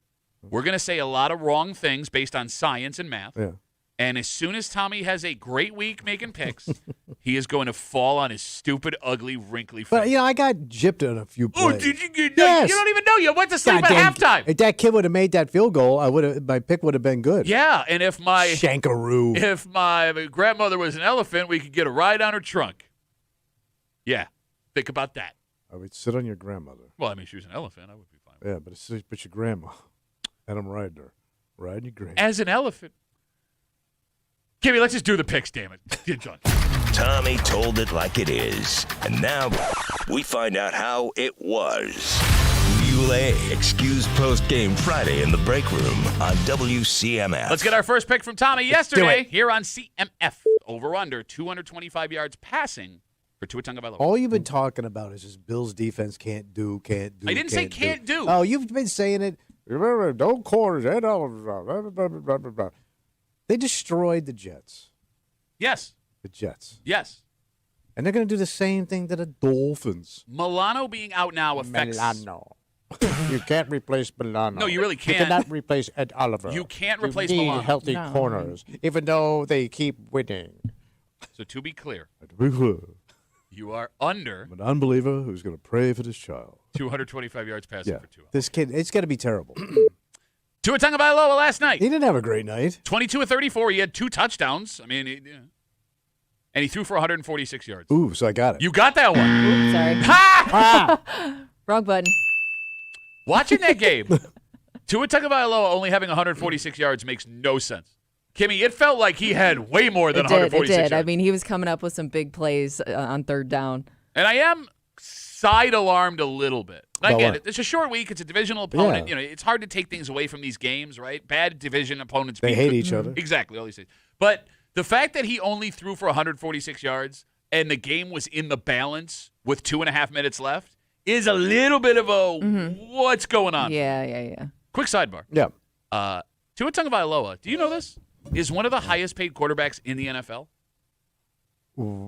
How? He is making $56 million this year. He's making more than Josh? Yeah, he's actually making $12,000 more than Josh this year. I can't remember. Did they pay him before he got the concussions, or was it after? I don't know. I hope it was before. I don't know. I know. So did he get a big contract right out of the gate? When he was up for his contract. Oh. Yeah. So you have your 5-year rookie deal. You sign usually at 4, so they signed him at 4. And yeah, he's making $56 million this year. You got to get out from under that contract. That is bad. Yeah, that kid's not going to go long. No. He's too banged up. But that being said, you're 1-0, buddy. Looking good. All right. Maybe we were wrong. Next, let's talk about the Saints. Yeah, no, we're going to talk about the second pick you made yesterday here on CMF. Over under 35 yards rushing. For Josh Allen. You don't think Josh must have put a little show on for the people? He could put it on with his arm, which he did last year because he played out of his mind and barely ran the ball. 9 yards I hope combined. he doesn't have to do that. 4.5 yard rushing a game. If he sees an opportunity, he's going to take it.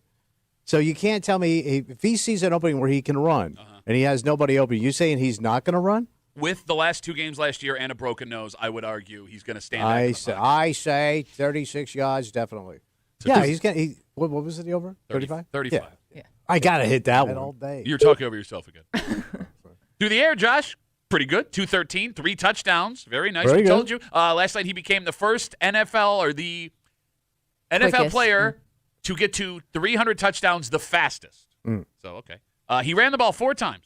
Tommy, his first carry went for 19 yards. Woo, Oh, so I got big this. chunk. His next 3 carries went for 6 yards combined. I forgot. 25 yards rushing total. Oh, no! Why didn't he run more? I just explained it I to think you. you.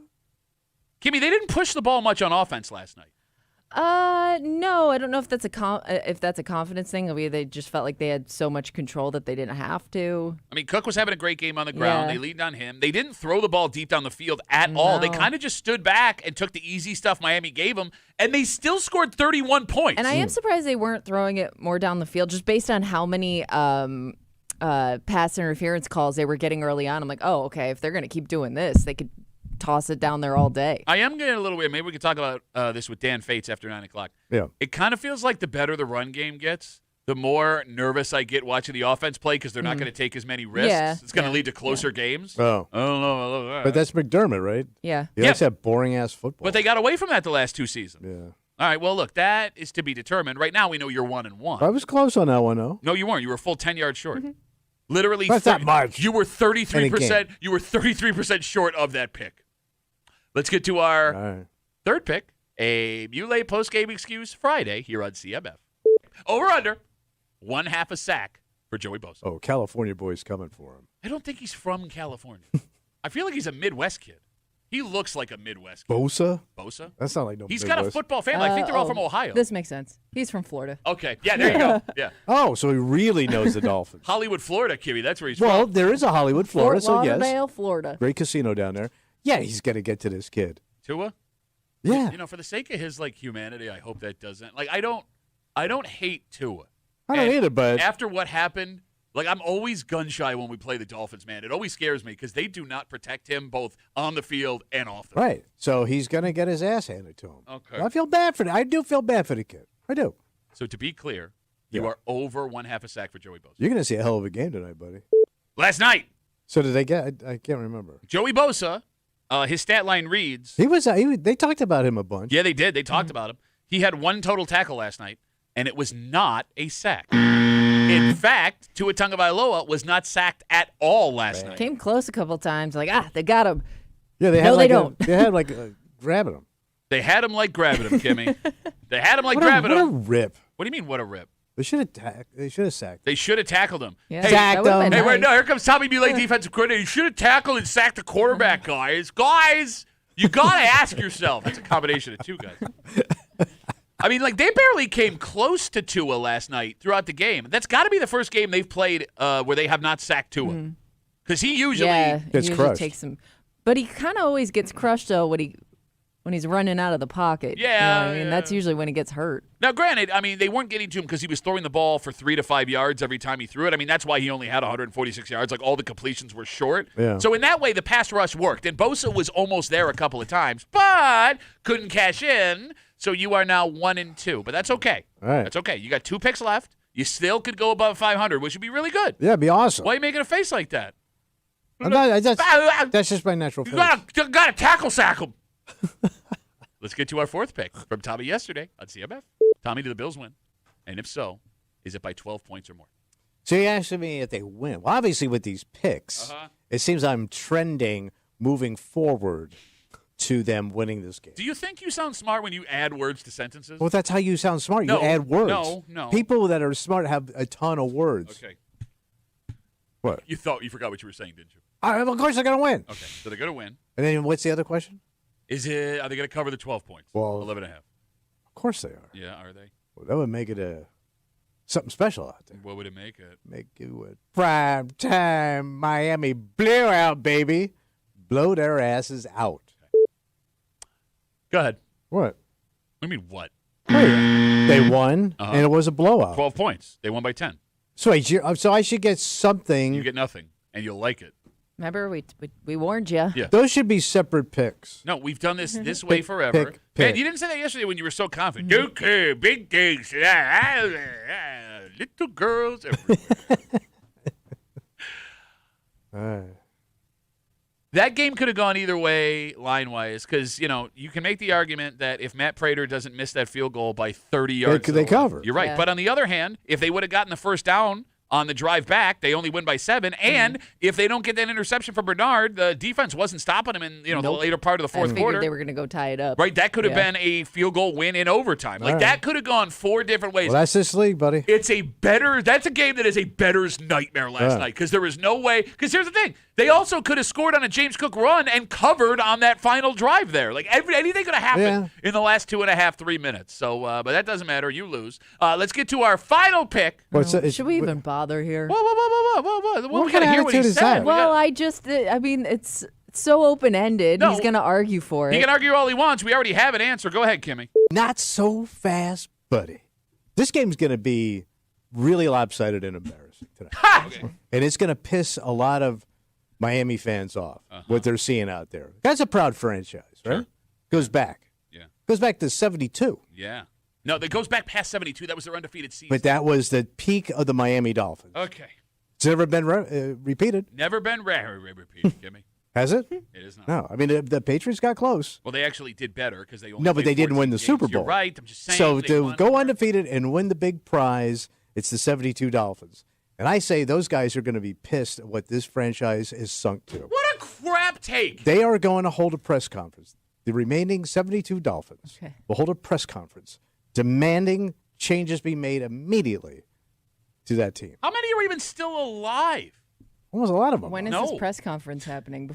72 Dolphins are going to make a public statement. That I got it. Yes, I got it. And heads will roll. The White House is going to get involved. That actually might happen. It's going to happen. That might it may happen. Okay, Tommy's on his phone, and he's making a stupid face. Well, no, I went on Instagram to see what Larry Zonka said. What did he say?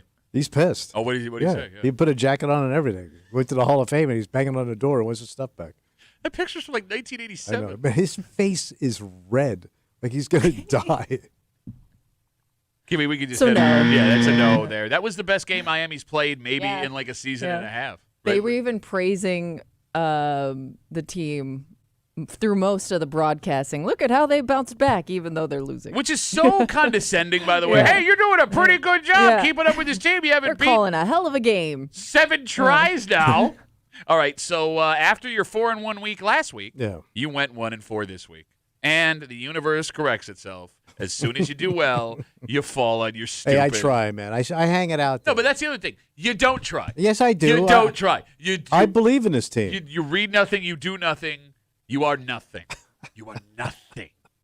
Let's take a break. All right. The fun we have today is different than the fun we had when we were kids. Oh, yeah. Right? Like, for example, when you were a teenager, this was the quintessential fun night. Oh, yeah, we got it after it, bro. A Friday night, a Saturday night, in this specific place, Tommy, when you found out one of your buddy's parents were going to be gone, it's go time. Yeah. When you found out a friend of yours had a place that they lived in their 20s that had a lot of space, it's go time. And now, as an adult, you would think this sounds like the last place you would want to be as a 35, 45, 55-year-old man. Or so we thought. Oh. We'll get into it next here in the break room on CMF.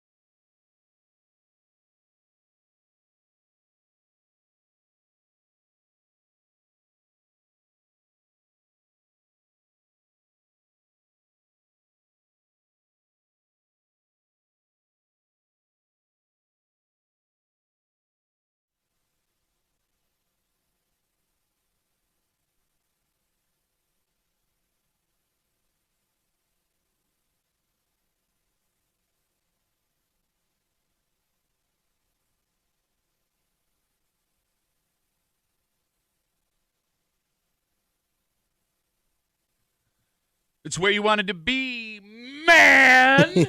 The alcohol was going to flow. Oh, yeah. There would be plenty of ladies. Oh, yeah, the girlies are going to show up. And there were no rules. Yep. No bouncer to tell you to chill. No bartender saying it's last call. It was going as late as you wanted. Man!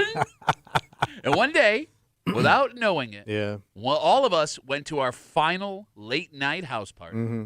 Some of us, however, it seems, never let that fun die. Were they still going? Well, that has led to serious trouble for one person after an incident in the city. What happened? You're hanging out in the breaker, Rochester's Classic Rock 96.5, WCMF. We will jump right into it. This story went down early Sunday morning on the north side of the city.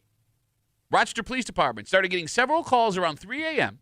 for an unruly party with several hundred people. Wait, several hundred? Big house party. Several hundred. Damn. So the police headed out to break it up, and when they got there, they found an illegally parked car out in front of the house. Wait, just one? I guess. Okay. But there were people in the car. Yeah. While talking to the people in the car, the police say they spotted a handgun in the back seat.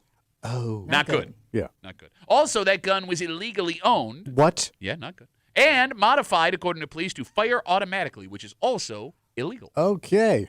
Police arrested the man in possession of the weapon. So scary story, but Yeah. everything worked out okay. Which is Okay. good.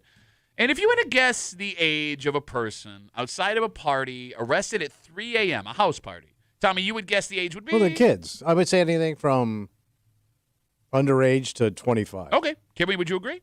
Oh, yeah, that seems like a kid thing for sure. Like underage drinking kind of thing. Okay, the suspect's 35 years old. Yeah. It's a little late to be at the house party, bro. 35 years old. You're a little late. 3 a.m. at a house party. All right. The phone number is 252-WCMF, 252-9263. How old is too old for a late-night house party? A party don't Old-fashioned house party. Don't stop Kimmy till 6 in the morning. Where you're going to a place where they don't care if you spill on the floor. Yeah. Yeah. I mean, that's what the house party is, Yeah. right? Like, there is an age. There is a single age, like a number, where it goes from awesome to this is pathetic. Okay. What is that age? I would say probably 25 you should be done. Too old. Yeah, still, because I remember going to ones when I was 28. Yeah, but you're pathetic. But it was fun. But you're Okay, It but the was ones you fun. were going to when you were 28, was it with younger people or were these people the same age as you? So they were like work ones at people's apartments? yeah, he's pathetic. Okay. So they was like, So it wasn't even a house party, it was an apartment party. yeah, but there was like from underage to, there was underage drinking going on and everything And you were else. 28. When I was 28. That didn't yeah. make you feel ancient at the time? No, because everybody was doing it back then. No, No, but are you sure, though? Did you look yeah. around? No. Everybody's doing it, man. I was what's having up? fun. Hey, guys, I'll go cash my Social Security check to buy more underage beer for you. But it's the only way I could talk to 19-year-old girls. Yep. Again, pathetic. The most pathetic. Why is it pathetic for a 28-year-old to talk to a 19-year-old? Why is that gross? There shouldn't be almost a 10-year gap there No, at it's that age. super pathetic. It's like, She's of age, I'm of age. yeah, sure. She wants alcohol. You I have to happen buy have her it. illegal alcohol, though. I did. That's, yeah. Okay, so there you go. That's the problem you run into. Well, it was fun. Kimmy, what is the age, not for everyone around you, what is the age where it goes from awesome to pathetic at a late Well, I night would house think party? like by like 23, you're more interested in the bar than you are a house party. You know what I mean? Okay. Like I think 21, you have the excitement of the bar, but maybe you're still kind of broke, so you're still doing the beers in a cooler thing or the keg.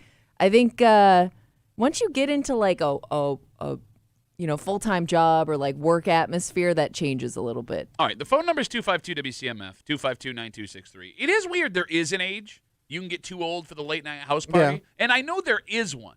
But the older you get, in theory, the better the late night house party should sound. Oh, yeah. Because the house party serves a purpose as a kid. You can't get into bars yet, so that eliminates that. You always thought you could do it discreet so no one would know what's going on. You were always wrong about that. But the second, Kimmy, we were able to go to the bars, we went to the bars. That's what I mean. Like Because you wanted I to be think an like adult. you felt like you were missing out if you weren't out and about. Agreed. Yeah. But here's what's weird about that. We were all excited to spend more money and have more rules to follow. Yeah. Yes. Like, Yeah. if you told me I can go to a house, drink all I want for as cheap as possible, Yeah. hang out with people that only I know, and maybe have a place to crash out when it's all over, like, as an adult, that sounds awesome. Yeah. Right? You didn't know what you had. I'm spending a quarter of the money on drinks. I don't have to, go back and forth with complete strangers all night long. There's no risk of like somebody. Yeah. House parties should sound great. But they were great. But why do they sound like they suck now? Because you're more antisocial now. Is that it? How do you want to go to a house party and like have to hover over the toilet because it's gross? Well, that I stand. Yeah, I know you don't get that. That's another thing. I will say this: I I'll can't. pee outside. I can remember conversations I've had at bars, good and bad. Yeah. I can't remember one at a house party. So you can't remember conversations at bars. You can't remember one at a house. I can remember some at bars. I can't remember any because it didn't matter. Yeah, you're right. I wasn't there for the conversation. But you were just having fun. Right. It was just goofy crap. Did we give away the greatest thing we had? Yeah. Well, we can get it back. No, you can't. Well, you just called this guy pathetic. We can go back and do it again. Yeah, but it was your youth. It's all gone. Says who, man? And where you having it? Because you would have to live in a place that you don't really care gets destroyed. Right. That's the other problem. Good point. Good point. Like, it's all gone. Like, You own too many nice things that could break. You own too many nice things that could get stolen. Like, there's just too much to worry about. And the conversations are going to suck now. Like, because there was no conversation that mattered back then. We were just talking about stupid crap that didn't. There was no anything. None of it mattered. Nobody took anything serious. Yeah, you're right. Everything now is a serious conversation that I don't want to have. No, that's a good point. Very depressing also. Way to go. We were all having fun at the house party and in our heads. Somebody at the house party is always going to take it too far, whether they're hurting themselves or somebody else. It's going to happen. Yeah, it's probably. And, that was fun to watch as a kid. People do stupid things. Now I'm like, are we going to have to call an ambulance? Like, I just think of too many consequences here. Okay, interesting take coming in. 252 WCMF. We're talking about this 35-year-old man that was arrested for having an illegal weapon, according to police, outside of a house party in the city over last weekend. And we're talking about how the house party was the greatest thing ever. What is the age where you are too old for a house party? Troy writes us. He says the age is 25. However, isn't tailgating basically a mobile house party? Kind of, yeah. Interesting take. I think it's a different category, though. How so? It's same it's food. not for. Well, it's not late night. Food. Who had food at a This house is much more planning involved most of the time. Yeah, but it's way more organized. You're outside. You are just dragging it. I mean, look, you can drag a cooler out, stand there, bring a sandwich if you want to, and just party your ass off. Yeah. There's music, there's chicks. Yeah. I mean, it is kind of a mobile house party. But it is party. an older. You don't feel old tailgating. You're not going to get laid at a tailgate, though. Bro, speak for yourself. That's not true. We've seen plenty of videos of things happening Okay, in the parking lots and in the game. Shouldn't. But why? Why would, if you're having fun and it's all consensual, what's the problem? No, like I'm gonna go bang somebody else. I'm sure there are people that have met people at tailgates. Bro, they have a whole RV section. That's a mobile house. Oh, true. All right. Go. Okay. I stand corrected. Go. There's also, to your point, out there. different level of tailgates. Like you could go to a pretty fancy tailgate. Okay. And have a completely different experience. Yeah, but like if you walk through some of those lots that aren't owned by the Bills, it's a house party on grass. Yeah. That's a great point by Troy. Okay. All right, you know what the big problem is with the traditional late night house party for adults? Staying awake. That's the biggest now, issue. yeah. Right? Yeah. Like, I couldn't do it. When we and were not having a place to sit. Okay, that's a weird one. That made you sound so old. Yeah, but but that's what I'm saying. I Like gotta do some sitting. if I have to go to a house chair. party and stand the whole time, I got to make sure I'm in comfortable footwear. And if I go out anywhere now, I'm like, am I going to have a place to sit eventually? What point in your life were you not always wearing comfortable footwear? She was the first girl to ever wear that's not Skechers true. to prom. That's not true. Sneakers were not cool when I was a young adult. You wear I'm those- very jealous of girls like your daughter's age. Like sneakers are cool. You can wear them with anything. Couldn't do that back then. You didn't wear They the had to ballet- most uncomfortable cheap heels. You didn't wear the from ballet Charlotte flats? Russe. Ballet flats? Those were so uncomfortable. Those gave your feet blisters. You couldn't wear socks with them, so they were like gross. Okay. They were gross, man. Yeah. I never got those. There were girls who I would hang around with, and I would walk in their apartment and I could smell those ballet flats the second I walked in. yeah, they Pass. had no support, Pat. No support. No support. All right, let me ask you this question. Good. Let's say this weekend somebody invites you to a late night house party. It's going to be all older people, but we're going to have like 100 people, big ass house, whatever, man. We're blowing it out. It's cool. We're going to have fun. Would you go? No. You're not even going to think about it? No. First of all, I ain't staying up late, Oh, my God. and I'm never gonna recapture that fun I had as a kid. How do you know? It's impossible. What if Kimmy and I go? We come back. You should have hung out, man. You missed it, man. Yeah, you know it's going to suck. Because people my age get together, it sucks. It just sucks. Let's say it runs a gamut. Everyone from the youngest person that works here, Hope, who's in her mid to late 20s, all the way up to your old ass. All right. It's going to be people throughout that whole age. So you'll have young folks, you'll have older folks. In this building. In this building and friends. Yeah. Right? So what are you asking me? You still wouldn't go to that one? Oh, God, it'd be so goddamn boring. It would. A bunch of radio dicks competing for attention. Includes people we used to work with in radio. Those also suck. And some of those guys get in a lot of trouble. Yeah, but we could stand back and watch. As long as they ain't touching me. Kimmy, would you go to a house party this weekend if a friend invited you? Will there be food? Yeah, see. Because that is something that I is like kind of a standard now if I'm going to go out. Are you kidding me? To anybody's house, like, will there at least be some snacks there? We got some apps. No, like, it's what's a the standard. Food? No. What is the food sitch? Because I'm going to be hungry. You got to be a food I'm sitch. at an age where I need to put something in my stomach if And I'm going to sit. be drinking. And I need at least a fold-up chair, somewhere to sit. I need to be sitting and snacking. What? Sitting and Yeah, snacking, snacking and a sitting. What happened to you? What happened to you? I'm willing to admit that house party is not for me. But and you wouldn't want to go either. Yeah. Because they were so much fun. Yeah. And now you can't go back. I'm still fun. I'm still cool. I'm still cool. I'm still That fun. jacket. Bro, this jacket's super. If I walked into a house party in this jacket, so many Gen Alpha and Gen Zers compliment this jacket. You shouldn't be at a house party with a Gen Alpha. No, I agree with that. Because you don't want to risk the cops pulling up and you being accused of buying the underage beer. Great point. Great point. I'm just saying I'm still cool based on the jacket. I don't even want to know what those parties I went to smelled like, because every They all guy had a smell. Well, every guy wore a lot of cologne back then, and there was only like 4 colognes, and they were all dirt ass cheap. And you just put on like buckets of stale cologne and went out. The Four Colognes, one of the worst Italian opera shows I've ever been to. It crushed Notre Dame. I mean, they couldn't pull it off. The horses all died. I do have proof, again, with this story of a 35-year-old man being arrested outside a massive house party that was broken up in the city. He was there. He had an illegal gun, according to authorities. I think there is an argument that proves, or there's a situation that proves people in their 40s and 50s miss house parties. There are parties that keep getting busted. Yeah. Right? And those parents let those kids throw parties when they're home. Yeah. And a lot of those parents, when they get busted, have also been drinking with the kids. Oh, yeah, they get into the partying. Those parents allow it. Do they allow it because they want their kids to be safe, or do they allow it because they want back in at the late night house party? They want in. Okay, so that proves. They want in. That proves it, buddy. I mean, yeah, okay. I would love to go to a house party of a place that I used to party at as a kid, just to replicate that feeling again. But no, that's going to be the most depressing because it's going to feel. But like if all those people all those people you used to drink with, if we all agreed like we're going back to so and so's parents' basement, you would hate it. You would hate it. I don't know. I think I'd want to try it once because you can't go back. You can't capture that lightning. Good-looking people are going to be ugly. People that you thought were going to be successful are not. Oh, well, no, but I mean, these are people that you've probably kept up with, but let's just try to replicate it again. No, I'm out. That's the worst take I've ever heard in my life. All right. You can't go home. Vex Patriarch writes us on Instagram. We'll wrap it up with this. Duffy on WCMF, the easiest way to get us. Late night house party as you get older. You talk about what your latest ailment is, what hurts. Someone spills red wine. That causes an uproar. Everyone's asleep by 12:15. Yes. Yeah, he's absolutely right. Shut up. You guys suck. Little man. Go ahead. Big shot. With your bedazzled jacket. It's not bedazzled. And I got 2 new patches.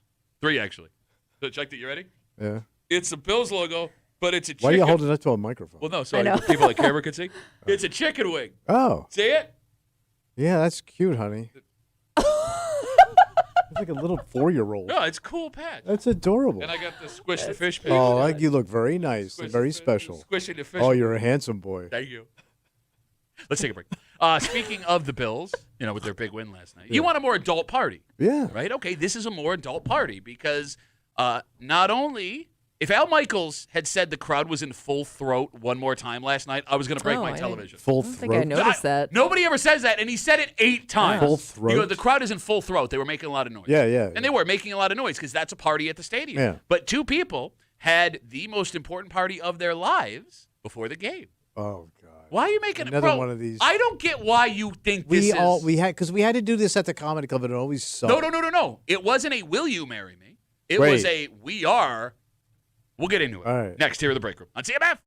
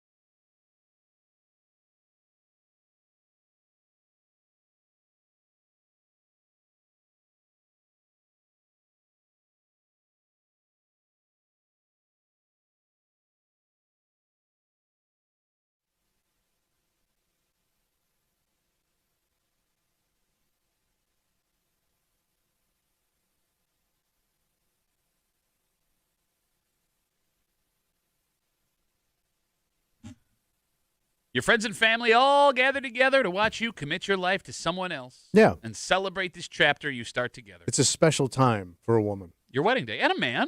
It's her day, though. Okay. It is a day that has to be perfect and have to have the perfect location. Yeah. To these folks, their wedding yesterday was at the perfect location. Wow, it's weird to have a wedding on a Thursday. And I get the sneaking suspicion, Kimmy, that someone in this room is going to have a problem with it. What do you mean? Well, that's not surprising. Tell You said me, we know how you feel about this. Put it that way. You're hanging out in the break room. Rochester's Classic Rock, 96.5 WCMF right now. You can log on to WCMF.com. Enter for your chance to win a pair of tickets to see Appetite for Voltage, the Guns N' Roses tribute band at the Vine Showroom on September 27th, courtesy of Del Lago Resort and Casino. You must be 21 years or older to attend an event at the Vine. Tickets are on sale right now at DelLagoResort.com. Last night, it wasn't just the Bills making fireworks at Highmark Stadium. What else? A wedding invitation went viral earlier this week. So the top's got the name of the couple, and it says, quote, join us at the Bills versus Dolphins Thursday night football game, September 18th, 4:30 at the Ralph statue. That would be the statue of former owner Ralph Wilson. Wait, they got married at the old man's statue? So if you've never seen the statue, it's a statue of him, and he's got his arm out, so you can like look like you're shaking his hand. Yeah. So they go on to say, there's nowhere else we'd rather get married than surrounded by Bills Mafia. Oh. I'm going to start with Kimmy. Go ahead. Yeah. Okay. Kimmy. Yeah. A couple that gets married at a Bills tailgate is cool. Cool. Why are they cool, Kimmy? Because they're laid back. They're at a place that they both love to be. I would argue like they're not it's not a high maintenance couple because they just want everybody to enjoy their day. Okay. They're not doing a big song and dance. I Tommy? would go to that wedding. That'd be a fun Well, wedding you're to dressed attend. for it all the time. Yeah. Yeah. Tommy, a nation turns its lonely eyes to you. Yep. Finish this sentence. A couple that gets married at a Bills tailgate is Sad. why? First of all, she must be some submissive wife that's just kowtowing to her old man because You don't think no she's woman. also a Bills fan? I understand that, but I don't most think women. you do. No, I don't yeah. think I understand that. I don't think you I do. would imagine a couple that gets married at the game bonded over being Bills fans. That's what led them to be a couple. I understand that. I don't think you do. But I think she's getting robbed of her special day, which she deserves. And women want to have that day for themselves. And it's totally bogarted by her old man. Okay. I love how you've never heard of these people before. We don't know who they I can are. tell you, Well, I Pat, know. Pat, women want their special day, like women that get married in their backyards, right? But it was about them. Uh-huh. Like you and your wife. Yes, but it was about her. At least we didn't go to But like you're some saying she wants her special day. She wants a song and dance, but you didn't. at the you foot didn't of do the Hey, traditional Tommy thing. picked up a sushi tray. I did. Wow. Hey, at least this woman got to leave her backyard. Look at you. Makes all your dreams come true. 3 feet from the crapper. Tommy Muley, ladies and gentlemen. You were saying, I'm sorry. To me, it's like you're phoning it. It's your chintzy low end. I do wonder. It's because low end. We've seen couples get married on the field. Yes. Like, were they denied that? Because I would think if you're that big fans, like you would have Oh. also tried to get into the building. Because you to can do buy it. that, can't you? So, yes, I discovered how expensive it is to get Oh, married on the really? field. It's like tens of thousands of Oh. dollars. Well, do they charge you to do it in the? Well, no, you can do whatever you want. I can get a guy to marry me right in front of the statue. Yeah. Yeah. We're a free country. What are you going to do? At the feet of a billionaire. Yeah, well, no, he wasn't a billionaire. Well, He was an old school millionaire, my friend. technically, adjusted for inflation, Let's find out. Kimmy's on it. Ralph Wilson was a billionaire. He only got the billion after he died, so he didn't get it. His Okay. family got the billions. How dare you besmirch the man of a Yeah, man to me, I- who still had way more money than we'll ever have in our entire I understand. lives. But if I see that couple, y'all trash. Okay. I don't understand. 252 WCMF. You know she's tatted up. 9263. So what? She's tatted You up. got a problem with women with tattoos? Oh, you better tread lightly, my friend. Depends. Really? Some women can pull it off. Uh-huh.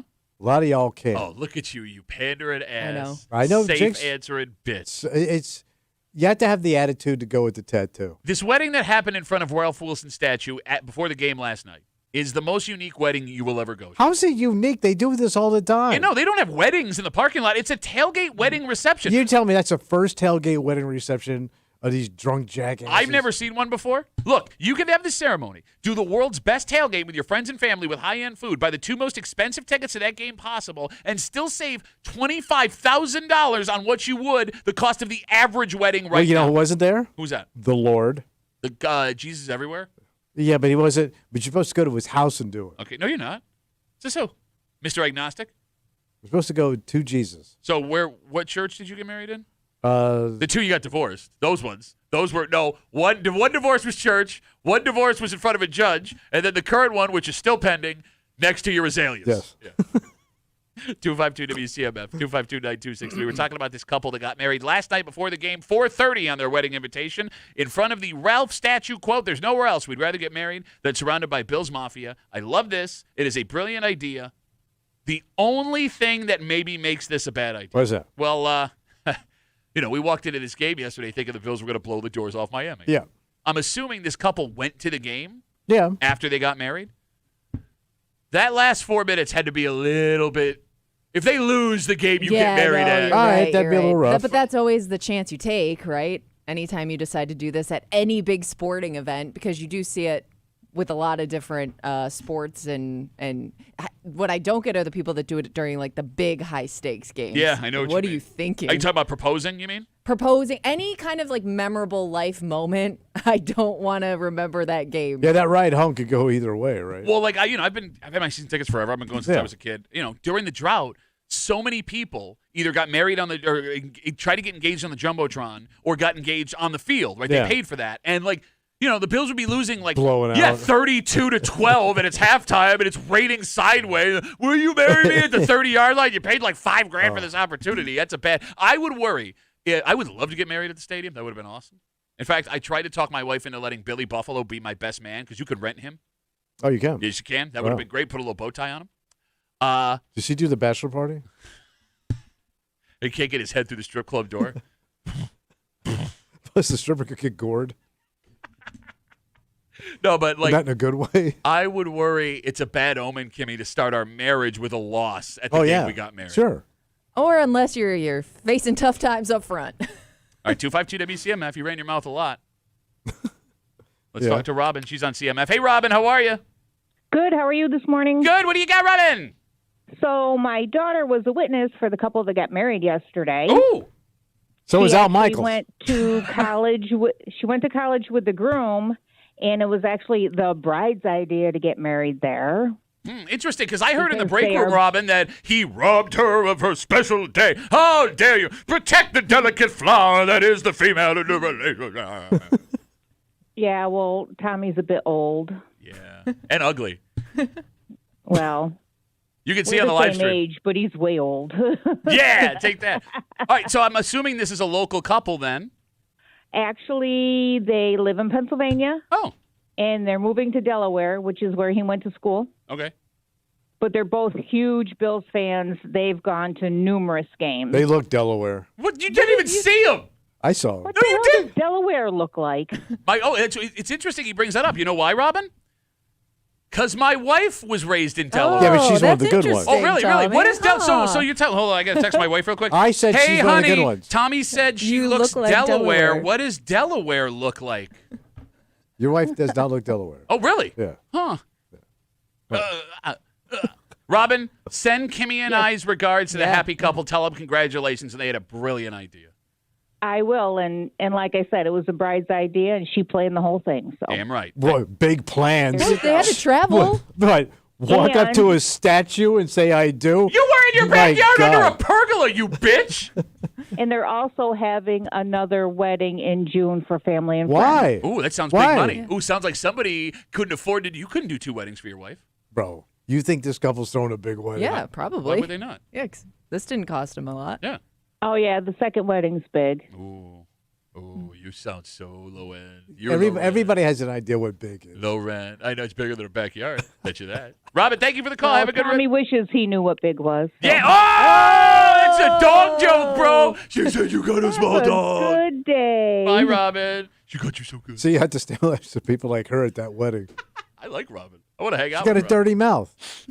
The other thing that kind of sucks for this couple specifically, What's that? right, that are getting married outside yesterday, outside the stadium. Any other stadium, Kimmy, you would have the opportunity to say, we'll always be able to come back here. Yeah. That stadium's getting knocked down in a few months. But what are they going to do with the statue? Will they leave it where it is? I'm assuming they're going to move it over to the new stadium. Oh, I thought, don't they usually put a marker, though, where the old stadium was in most places? Yeah, maybe they'll have like a little tribute thing But they may to leave it. Ralph there because that was his stuff. Oh, maybe. I mean, it's possible. Because But he's facing the new stadium. he right? is, but then if you're going to take a picture, it'll just be the parking lot in the background. Yeah. Like the way it's situated now, you get the whole stadium. Oh, okay. Like there's a whole you've seen the statue. Yes, I have. So for those who haven't, it's a bronze statue, and there's like a little display behind that explains who Ralph Wilson is. It's a really nice thing they did there. It looks very nice. But yeah, if you keep it the way that it is, it's like, here's Frank's Ford F-150. I got to meet Ralph Wilson Brown style. Well, at least, all right, so you'll have to just follow this statue. Like with the stadium being knocked down and this couple not having the ability to like stand in front of the stadium again if they move everything, right?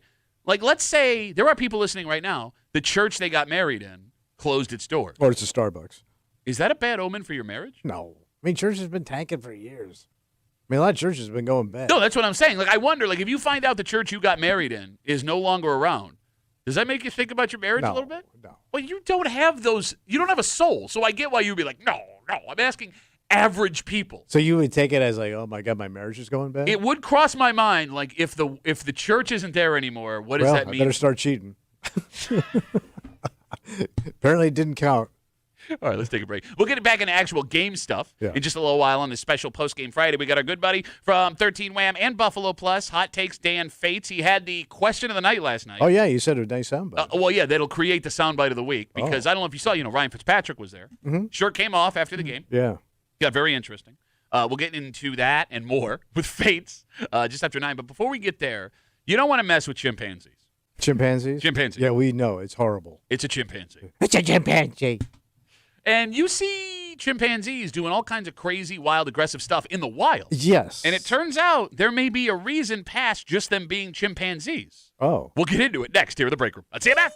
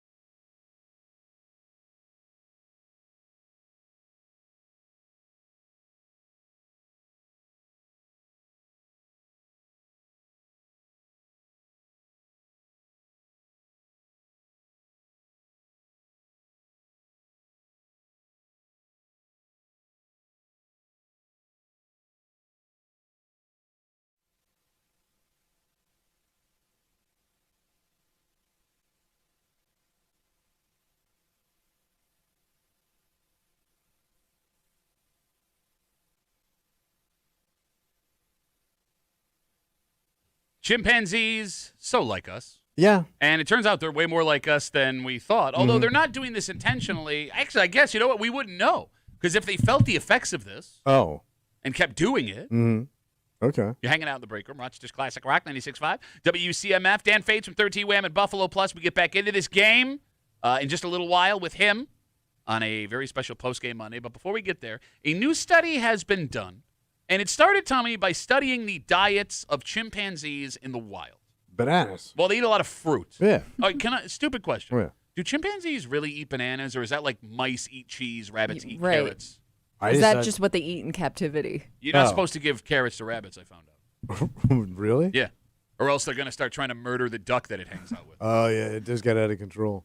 So they do eat a lot of fruit. All right. And in this study where they were trying to determine, how much they eat, where they get it from, they figured out that chimpanzees, because of the amount of fruit they eat per day, and it equates when it's fermented to 2 alcoholic drinks to a human. Wait, so it ferments in their stomach? See, I don't know. I'm trying to understand. All Or right, they eat rotten fruit that's fermented? It's got to be it. The alcohol content of the fruit that the chimps eat in the canopies in this national park in Uganda and in the Ivory Coast, they're drunk. Okay, so it's naturally, Yeah, they're essentially drunk chimpanzees. So don't eat rotten That's fruit. fun. Well, yeah, obviously. Unless you want to cop a nice buzz. So are they doing it knowing that it gives them the buzz, or are they just like, hey, this is fruit and maybe it's fermented? So helps me sleep. That's the interesting thought here. So they always have a buzz on? Well, so that's what they're trying to figure out here. So they say that chimps consume an impressive amount of alcohol, although the scientists believe they do not feel a buzz, but they admit there's no way to prove that. Right, you wouldn't know unless you let them drive. So it's possible that the reason we see these chimpanzees acting the way that they do isn't because they're naturally curious or funny. They're just drunk all the time. Okay, all right. And I know there's another animal. They're just monkeying around. Boo. You were on such a good run. You were Was on I? such a good run. I know there are other animals that eat themselves intoxicated. Is it koalas? Is it eucalyptus that makes them intoxicated? I know there's another animal. Pandas? Panda. No. Is it? No. Oh, no, because they don't, yeah. So I know there's birds that'll eat certain berries that are fermented and they get drunk. And they do it. Do they do it on purpose? No, they just eat the berries. They don't know. Okay. How do we know they don't know? So they know, hey, man, it's going to get these in cup of buzz. Well, no. I mean, animals know what to eat. Yeah, right? true. I mean, well, it make them feel good. that's what I'm saying. Right? Because if you put out a bowl of fruit or a bowl of Taco Bell tacos, the monkeys are going to eat the Taco Bell tacos first. Sure. Right? Because they know that is going to be better in my taste buds than the fruit is. So if they understand that eating this specific stuff is going to get me drunk, maybe they are intentionally doing what we do. Okay. Which would make it more interesting. Sure. I did see a video on Instagram of a monkey drinking champagne the other day. Well, they do say, What were they celebrating? you're right. They were done monkeying around. Boo! They do say that some monkey species consume alcohol because they steal it from places. Oh. Like you know how you'll see certain places people vacation and stuff, the monkeys will be running around Hitting the bar. area they're eating. They'll steal the beer and stuff. Well, dogs will drink beer, too. Yeah, I know that personally. Fun fact, bees. I saw your girlfriends. It wasn't what I'm talking about. That's what I'm talking about. That's a mean thing to say. Bees? Yeah, bees get a buzz from certain flowers. Right. Drunk So- bees. They call it a caffeine buzz. I Well, don't know how that works. if we go with this thing that Kimmy just brought up, Yeah. that these monkeys are running into convenience stores and they're grabbing alcohol, that means they know what is getting them buzzed. Right, they smell it, probably. But they also want that feeling that Yeah. they're having, right? Yeah, I mean, who doesn't? I can't imagine that, a beer would taste good to a monkey. I guess, again, Why not? I mean, they're kind of like us. Yeah, but beers don't taste good to us until we get the taste for, we have to give ourselves a taste for beer. Yeah, but we eat differently to begin with. I mean, they eat raggedy stuff to begin with, so maybe. Wait, your mom is in the jungles of the Ivory Coast? It's a chimpanzee! 252 WCMF. Robin writes us, I was correct, as usual. What's up? Eucalyptus gets koalas high. Almost all koalas have chlamydia. They're a strange species. So I saw that they just came up with I guess I don't know if it's a vaccine or something to cure koalas of like the STDs that they Wait, have. koalas give each other sexually transmitted diseases? Yeah, it's bad in chlamydia. So that's You gotta know be why? Why? They can't get the condoms on with their claws. Oh, Keep breaking. you know why? Why is that? They're monkeying around. Boo! So is that the That's only? not a very good joke, Tommy. So I didn't know animals could give each other sexually transmitted. Well, I think it's just koalas are like known. How for do they? that for How do some they? reason. And every other animal bangs whatever it wants, and they ain't get no disease. One koala started with chlamydia, and it went. No, there's other animals that have STDs. I've never heard of that. Where have you been? You're telling me like there's a monkey with gonorrhea? Yeah. I don't know if a monkey would have gonorrhea. No, I know there are multiple. Baboons. There you go. They suffer from herpes. There's syphilis in rabbits. Koalas get chlamydia. Damn, a bunch of horny ass animals. Well, no, but I mean, if we have STDs, why would other mammals not have STDs? I don't Dolphins can get genital warts. Yeah, but that's just SeaWorld Orlando. 252 WCMF. Banging the hostess again, are you? A new study. Well, no, look, this is going to sound gross, and we'll go to the phones in a second. It is a proven fact What's that? that there have been dolphins that have tried to mate with humans. So when you can swim with the dolphins, you can pay to do that down in the Keys. Yeah. Women have to be very careful because if they're at that time, the dolphins pick up on that and they'll start humping women. And they have a weird kind of penis. It's a triangle. And they tell you, like they ask you before you pay to do this. Do they really ask you I'm that? telling you right now. Why are you listening? Why are is- you listening to this man? It is true that Why? if you're at that time of the month, That's what they ask you in the questionnaire. they have to because He's these lying. dolphins will Okay. get. You're like, Well, no, look, is I'm it- seeing this. Look at his face right now. They do not ask you that. They No, do they not don't. ask you that. Dolphins do not have the ability to detect if women are on their period. This But- is not a true fact. What if they see the blood in the water or something like Blood that? doesn't come out of the Why water. would it, Where why have would you it been? come out in the water? Where have you been? This ain't Jaws. And by the way, so that means if those dolphins are, sexually attracted to women, it's not on porpoise. She started it. Don't get mad at me. I had to. 252 WCMF. Again, we're talking about this new study that suggests, based on the fermented fruit that chimpanzees are eating in certain parts of jungles, that they are getting drunk. And we're trying to figure out if they're getting drunk on purpose. If there's one man who knows about drunk animals, it's Skyler. He's on CMF. Hey, Skyler, how are you, buddy? That's a great introduction. Thanks. How did you go from drunken monkeys to dolphins' triangular penises? You guys are off track. He's been hanging out with the Ivory Coast chimpanzees, eating too much fruit over here. I live right next to Letchworth Park, and we rent cabins down there and get kegs and have a good time. And we'd put a big bowl of beer out and watch the raccoons come, and they'd drink it until we'd watch them stumble, bump into stuff, or just pass out. Raccoons love beer. That's a terrible thing to do, Skyler. What do you Seems doing? like they were having a great time. It's funny because you can they'll pass out. You can put a beer can in their hands and take their picture or whatever.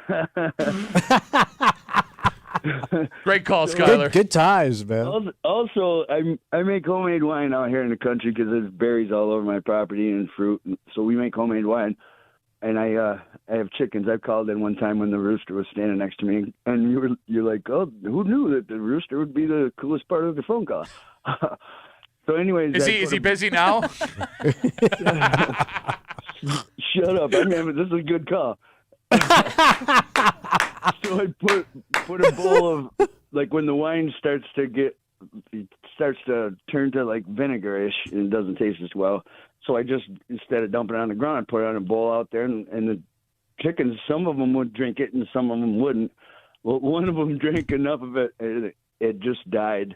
I'm going to hang up the phone now, Skyler. Thank you for the call. Have a good rest of the day. You're going to say it got drunk or did something funny. It died. That was the worst call we've ever taken.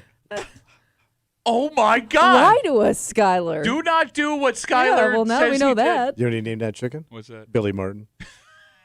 Well, the last thing you Died want. sliding into its house. The last thing you want at Skyler's house Yeah. is a drunken cock.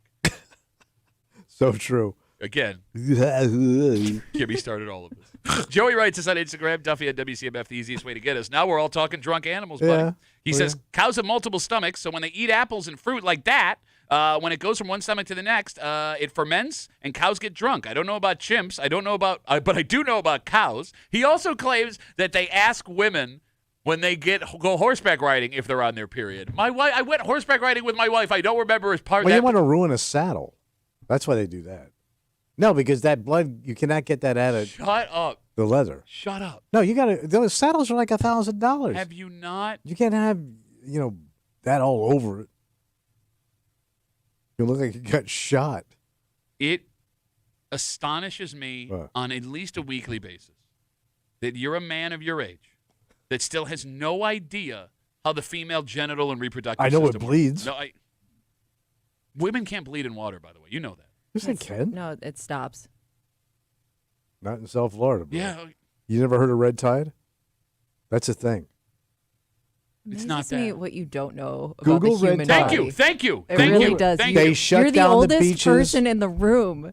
You should know these. They shut basic down the facts. beaches It's 'cause because of the toxic red tide. It's because women from don't the ladies. talk to him. Women don't talk to him, so he doesn't even know where babies come from. Drunken chimpanzees. That's the answer. Who have chlamydia. Let's take a break. A man who enjoys his bourbon but enjoys it responsibly and would never kill a chicken with vinegar wine. He was live in Orchard Park last night. In fact, he had the question of the evening. Wow. Wrapping up Josh Allen's press conference. We'll play you that in a little while. But here's the thing. But I had made an argument this morning that the Bills have won their first 3 games in 3 very different ways. And if you are a Bills fan, that's exactly what you wanted to see. We'll get back into that in a second. But what the Bills have been doing offensively is a little bit strange. It's not what we're used to seeing from, last year's MVP in Josh Allen. Mm. And I am starting to get a little bit nervous. Oh. We'll get into it with our good buddy from 13 Wham and Buffalo Plus. Hot Takes Dan Fates joins us on a special postgame Friday next to the break room on CMF.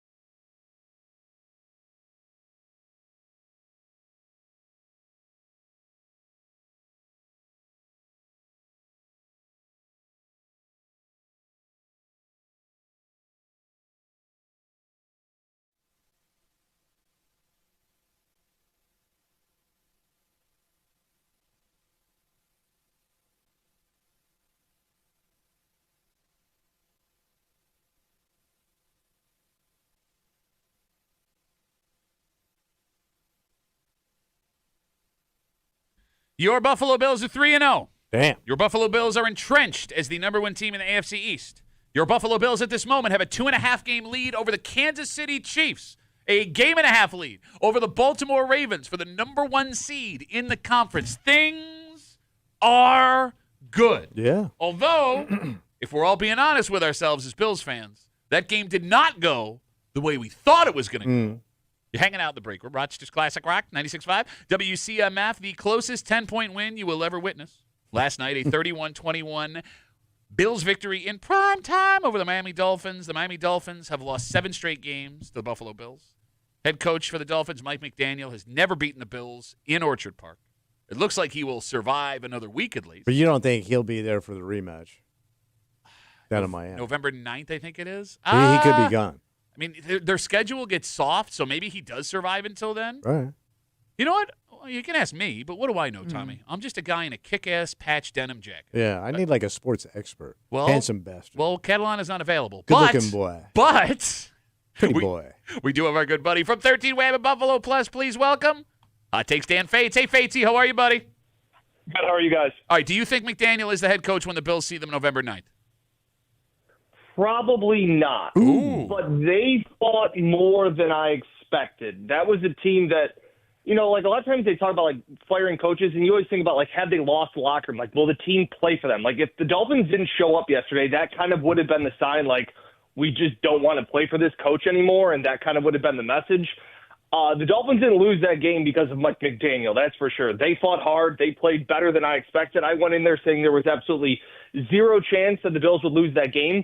I was right, but it was definitely, like you were saying, Duffy, a lot closer, I think, than a lot of us expected. Well, but what's interesting, I'm sorry, Tom, were you going to say something? No. Okay. What's interesting about last night, I am a firm believer in every NFL game, there are 3 different plays that determine how that game will go. One of them, obviously, last night, the roughing the punter that extends that Bills drive for the touchdown. But, Dan, the game shifts. I would argue that McDaniel gets fired this morning if Josh does not get sacked on that 3rd down, the drive that Matt Prater hooks that field goal. That's how far That's how far left the field goal went. It hit Matt Hauschka's house. But like Dan, if they score a touchdown on that drive, they're 28-7 coming out of halftime. The route is on and it's all over. Like, it is amazing how that one play turned the game on its head. Yeah, it was that 3-play sequence. They got it to like 2nd and 2. It was a sack. There was a rush by James Cook. They went backwards. They lost yards. Then Josh took the sack, and then Prater missed the field goal. And then the Dolphins went on to convert 5 third downs on a 16-play, 71-yard drive at the end of the first half. It was the first drive since 2012 in the NFL where a team converted 5 third downs. They just couldn't get off the field. And you went from, hey, they're going to get a stop here. Josh is going to get the ball back. They're going to go up 21-7 because the Bills' offense was pretty much unstoppable at that point against a very soft Dolphins defense. And then they were going to get the ball coming out of halftime. They were going to do the double dip, and you're like, this game's going to be over. I completely agree with you where it felt like the mood and the vibe of that game absolutely shifted when it wasn't just a miss. He hit Hauschka's house. I think that's very well said. You know, it's funny. Dan brings up that drive where the Dolphins converted 5 third downs. They called it the Tommy relationships of drives because much like every woman you've ever been with, the Bills just could not get off. Oh, wow. I must have been monkeying around. Holy cow. I know, it's bad. That's how bad it was, Dan. That's how bad it was. Fates, I would like to talk about the way this Bills offense has been performing the first 3 weeks because James Cook is playing out of his mind. He goes over 100 yards rushing again last night. He adds a touchdown. We all saw what he did with the Jets. But there is something I am noticing, and I would like your opinion. They are playing more conservative on offense again. It almost feels like it's 2-3 years ago. Last night, the Bills took whatever the Dolphins gave them. Against the Jets, they took whatever the Jets gave them, and that's all well and good. But it does kind of feel like the more conservative they get, the easier it is for things to go awry. Like, I do miss the lightning bolt in my veins that is Josh Allen rearing back to pass and going and finding something over the middle. What's going on with that, Dan? Yeah, they don't really have those guys. Like, we talked a lot about the wide receivers and, they don't need a number one guy. And being this offseason says, you guys are always talking about wide receivers and we score all these points last year and all this stuff. Duffy, I think it goes actually back to something that McDermott's wanted to do for a while. Like, he loves winning the line of scrimmage. Like, he is still that old school football coach that's like, if we can run the ball and stop the run, we can win a lot of games. And the NFL seemingly has changed so much over these last 2 years where it's opened up. And like you said, Josh throwing deep passes to John Brown or Gabe Davis or Stephon Diggs back over the last few years. And that's not the case anymore. But they've always talked about offense is about creating mismatches. That's what they was like. Dorsey didn't really do it well, and Brady's better at it. And they kind of changed. They flipped the script on NFL defenses. Defenses have gotten faster and smaller to contain the faster offenses and speed in the NFL. The Bills have now zigged when everybody else has zagged, and they now do this 12 and 13 personnel, which is one running back, two tight ends, or three tight ends. Oh, I love that. Like they just put bigger dudes on the field, and defenses haven't been able to adjust. So they're just like, we'll just run the ball down your throat and create the mismatch of we're the bigger team.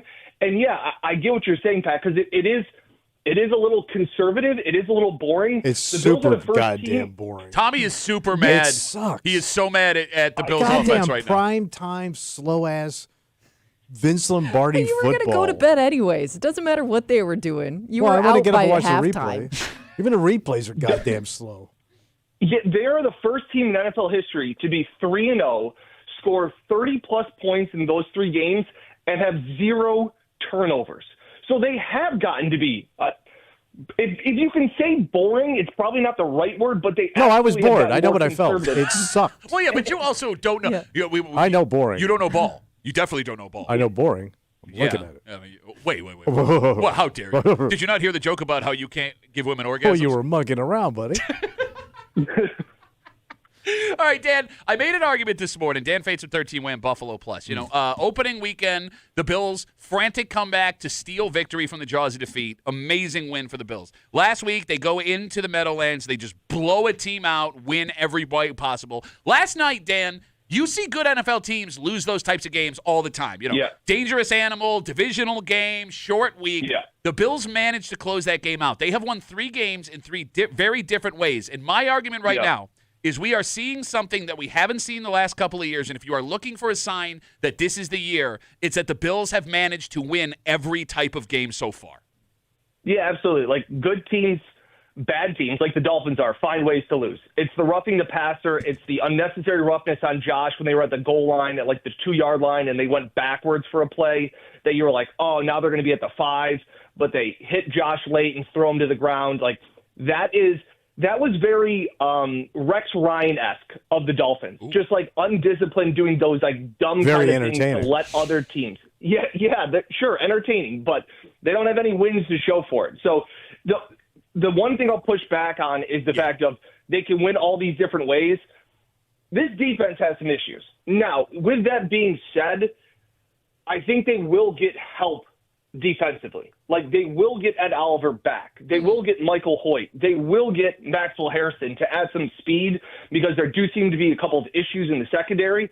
So while I think this defense does have issues, they somehow seemingly have this knack to force the turnover when they need it most. At the end of that drive, after they scored the Khalil Shakir touchdown to go up with like 8 minutes to go, I even tweeted, like, feels like a Tua interception coming here. And the Bills have just had that knack. And I asked Terrell Bernard after the game, like, what is it? And he's like, we just preach it. It's something we believe on. Like, the ball is the most important thing. Like, we got to take it away in that spot. And that's kind of this McDermott resiliency, I think, that he's instilled to these guys where it's like, even the Baltimore game, they said their motto was just like, we got to get one stop. Like, one stop. And they punched the ball out of Derrick Henry. Here, the Dolphins offense was pretty much having their way with the Bills defense, and they get the one stop that they need. It's a great play by Deanne Walker, and it's a play that Terrell Bernard said they had drilled and watched and studied film all week on the short week that they run this play, and when it's there, jump the route, and that's exactly what they did. See, that's weird, though, Dan, because I hear you talking, and you're a guy that's at practice every week, and you're on the field for all these games, and you talk to these players, you know, face-to-face, and you watch a lot of film, and, you know, you have all that stuff. But on the other hand, I heard in the break room from a guy that went to bed at halftime last night that the injuries on the defense to Ed Oliver and Matt Milano and Taron Johnson, you know, the Tre'Davious White coming back from an injury. None of that matters because you go out, you play defense, you win games. You don't need You can plug in any guys that do these corners and stuff. Do these corners and stuff. You could get next level analysis. You could get like Serena Williams and goddamn Dale Earnhardt Jr. to play those positions. You get the same damn results. They're professional athletes and they compete. Yeah, that would be pretty sweet. Come on, wouldn't that be great to see? Who wins on an out route? Serena Williams running against Dale Earnhardt Jr. Do we get a catch from Serena or do we get a pass breakup from Dale Earnhardt Jr.? Dan? Oh, Dale Earnhardt Jr. Lock him down for sure. Wait, come on. She's a legitimate athlete, man. He drives a car. She can outrun him, man.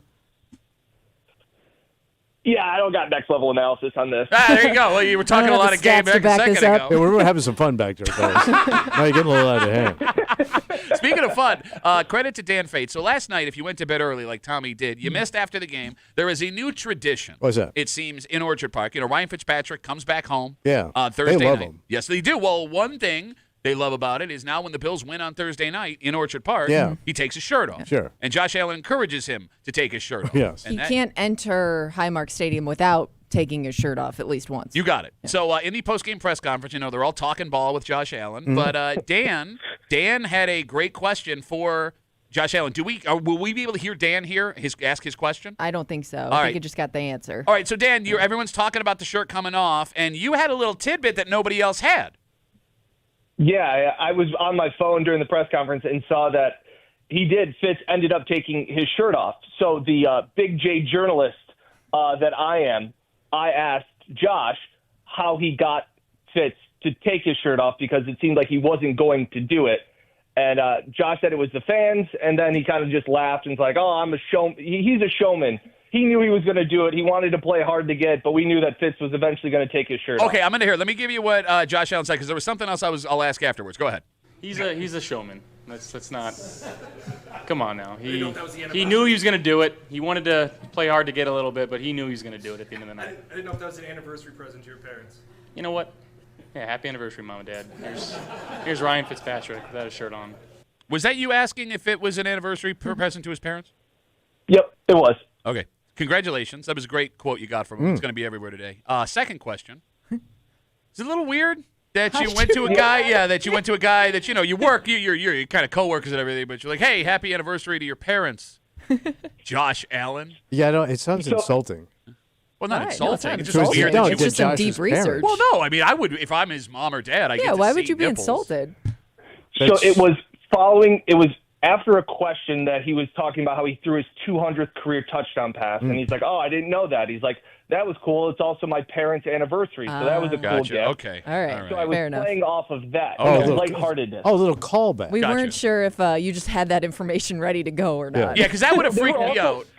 They were also on the big screen pregame. I see. His parents were there, and they were like, it's Josh Allen's parents' anniversary. So I was like, oh. Okay. All right, Dan, I take it back. I'm sorry. I thought you were just walking up to random people being like, hey, happy anniversary to your parents, because that would be weird as hell. Also, quick sidebar. They're showing Josh's parents on their anniversary on the big screen. Do they not have enough, for God's sakes? You got the greatest quarterback in the league as your son. You're now gajillionaires. You're selling cantaloupes and honeydew melons all over the country thanks to your farm and your son. Do you have to give them the happy anniversary? Oh, by the way, you also have gorgeous movie star daughter-in-law. Yeah. Oh, yeah, that's right. Also that. I mean, I'm happy you produced Josh Allen and all, but let other people have things. Yeah, that would be nice. How was the cantaloupe? The cantaloupe was delicious. I had it for breakfast yesterday. Lucky cantaloupe? I normally have watermelon, but we only had seeds, and I didn't want to choke myself, so you know what I'm saying. Hey, Dan, I want to ask you this, though, because we brought this up yesterday, a couple days ago, when we found out that, for those who don't know, Wegmans and Tops are carrying honeydew, melons, and cantaloupes from the Allen family farms. It is Josh Allen's parents' family farm that he grew up on. Yep. Remember, he was a member of the 4-H club. His jacket, Josh Allen's 4-H jacket, is in the 4-H Hall of Fame. And we also discovered that is just a closet with Josh Allen's jacket in it. But, Dan, you being at training camp and games, you see all kinds of people trying to get weird stuff autographed. On a scale of 1 to 10, 10 being the coolest, if you walked into a guy's man cave and he had an Allen Farms cantaloupe autographed by Josh Allen, how cool would that piece of memorabilia be? That would be cool. Thank you. That's like obscure items signed by. I've seen people try and get Josh to sign babies. So I think it'd be cooler to have one of his family farms cantaloupe to be signed. I don't know. I don't know how it would hold, like in the long term. If I went down to your man cave and you had a baby displayed, I would think that's pretty cool that you could get the baby to stand there like that. Dan, so we discovered when it comes to fruit, you can drop the fruit in lucite and it will stay forever. Yeah. What is lucite? It's like that clear cube looking thing. Yeah, it's like resin or what? Yeah, resin. resin. Yeah. Did I just make up lucite? I don't know where lucite came Is that from. what they put Han Solo in? I don't know. This is the next level analysis that you come to the break room for, from my hot takes and lucite. That's right. You got it. Here, were you going to say something? I'm sorry. No, I was just trying to figure out what we were thinking of yesterday. No, but yeah, we had multiple people send us how to stick Preserve. fruit. Yeah, preserve the fruit in this cube. So in theory, if you were to get Josh to autograph one of his Allen family farms, you could keep that forever and keep it in your man cave. Pretty cool. So there you go. Write that down. You're welcome, Dan Fates. Okay, so Dan, the Bills are 3-0. As we sit here, they have a 2.5-game lead over Kansas City. They have a 1.5-game lead over the Baltimore Ravens in the conference. It doesn't look like, as I knock on wood, there is going to be any legitimate threat. We've seen in the division. We've seen the Dolphins. We beat them. Golden. We've seen the Jets. We beat them. Awesome. There are people that are arguing now, with one team left to see, that the Patriots may be a legitimate NFL team with Mike Vrabel and Drake May at quarterback. The Patriots aren't any kind of threat to the Bills this season, right?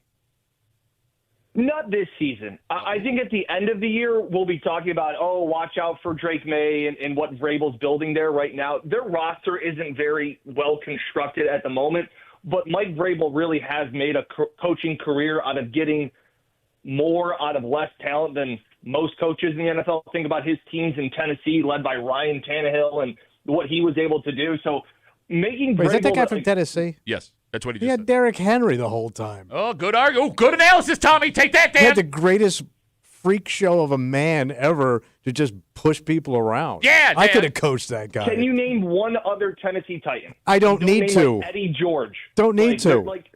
Well, I mean, the Bills did. You kind of do. Not really. Now You can't even name the quarterback at the time. Well, he did name Ryan Tannehill. No, Tommy. Yeah, he wouldn't have got it, though. Timmy, if you would have asked him who the quarterback was, he wouldn't have got it. And I had just said it.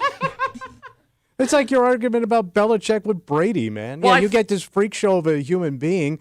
You said anybody could coach that dude. I think that is a legitimate argument, although, I mean, the Ravens were good before Henry got there. Look, I get where you're saying it's a simple argument from a simple man. He's a bulldozer. Dressed like a graham cracker today. It's not the worst take you've ever had, Tommy. How about that? I know. I got worse. But, Dave, you were saying, I'm sorry. No, but I mean, see, they're great running backs, but I think we could all, like, a normal person that actually understands football would understand that, like, it's a team It's a game, team and sport. They need to have some other play. It takes Yeah. all the men together. So sassy. Working together in formation, running, blocking, and tackling. What the hell's It going takes on out here? listen to your coach. Pray to your Lord and be kind to your mother. You are wearing a jacket that, like, Vince Lombardi's wife would have bought for you. This is too flashy for me. It's brown. It's a brown jacket. What do I need these pockets for? I know you men are going to be cut. I've alerted your draft boards. You're all eligible for military service. We all having an old man off right now. Yes, we are. And also Animal House. Dan Fates from 13 Wham at Buffalo Plus. All right, so Dan, let's say you guys did a great job last night. Coverage was absolutely fantastic. Oh, I know my God. It's the best ever. Well, no, I know he's dragging ass. I do give credit to Dan because he's at the stadium. What time did you leave the stadium last night? Like 2:30. And you got to be up and be a girl dad as soon as you get home. Like, that's tough. I know that game.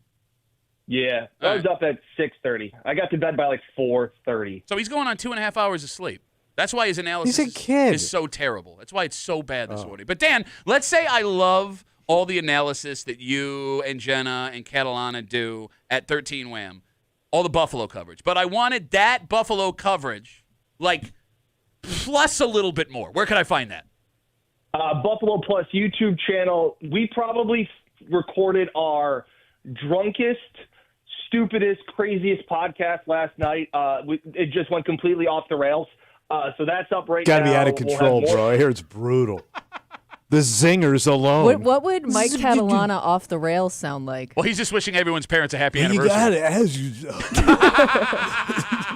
It wasn't as much Mike. It was much more Jenna and I just completely punch drunk at that point at 1 a.m. as we tried to make sense of a game that literally, like, on the podcast before, like previewing the game, I was just like, the Dolphins had zero chance, and Mike and Jen were like, they still have players, and Tyreek Hill. And I was like, it doesn't matter. This team stinks. There's no chance. So my mentions when the game was tied at 21 was a whole bunch of, Dan, you jinxed it. Dan, you suck. This is all your fault. And that was just his dad. Yeah, it was just my family text chain. Like, it was wild. So that all kind of went through. So that is on the Buffalo Plus YouTube channel now. It's a nice weekend that we can all relax, especially for Bills fans.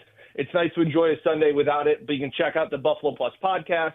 And then Thursday coming up, we're doing a meet and greet live podcast at Lincoln Hill in Canandaigua, Lincoln Hill Farm. So we'll have another event there. You know, Carolina only goes to the fancy places. town. Yeah, that's right. You got to ask yourself, where can I park my car? My Tesla. Oh, he drives. Of course, he drives a Tesla. He does? Of course, he does. Catalana drives a Tesla. By the way, real quick before we let you go, Fates, we talked this week. We got the information that the PGA Championship coming back to Rochester in 2035. But the way that you guys wrote it, I know Catalana wrote it on the website himself because he wrote, "Sources have told Mike Catalana." Yes. He didn't write sources say. Yeah. He wrote, sources have. He wrote about himself in the third person. I know he did. No, that was, I think, one of our web person, but, like, the tweet Mike had was definitely his tweet. He's like, hey, I'm going with this, and, like, we were both working that night on the sources that we both had, and his tweet was like, sources have told me and Dan Fates, but I saw the web article, and I saw the way they tweeted it out, and it was like, Mike Catalana knows that that it's coming here, and I was like, guess I did nothing to, pay tribute to this breaking story. Fate sucks. That was the second page. Yeah. Fate sucks. Yeah. .com. Very, very small print. Dan, always a pleasure, buddy. Thanks for the time. Go be a girl, Dad. You got it, guys. Thanks so much. Have a good weekend, guys. You got it. You too. Dan Fates, 13 Wham, Buffalo Plus. Let's take a break. It's Friday. You know what that means? We're going to get a little creepy. Creep Cap coming at you. And this rock and roll superstar who is done performing live is wearing a piece of his own body as jewelry. That they cut off of him? Yep. No. And now he's wearing it. Uh-huh. You will not guess who he missed it so much. You will not guess who it is, nor which part of his body he is wearing. And we'll tell you both of those things next year in the break room. Let's see about.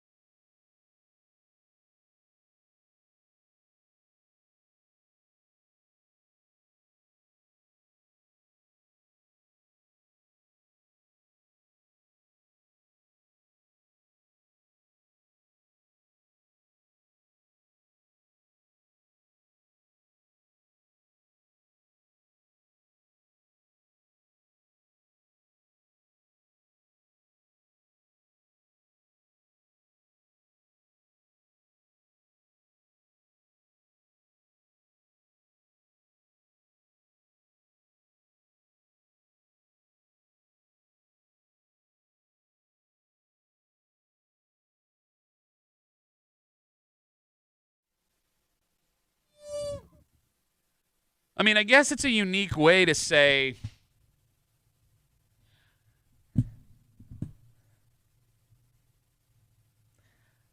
I don't know why that's there. Yeah, that's It's us. been in there. That's us. Still us. All right. I don't know why. I guess it's a way to like send a middle finger to age and say like I'm going to do this on my own terms.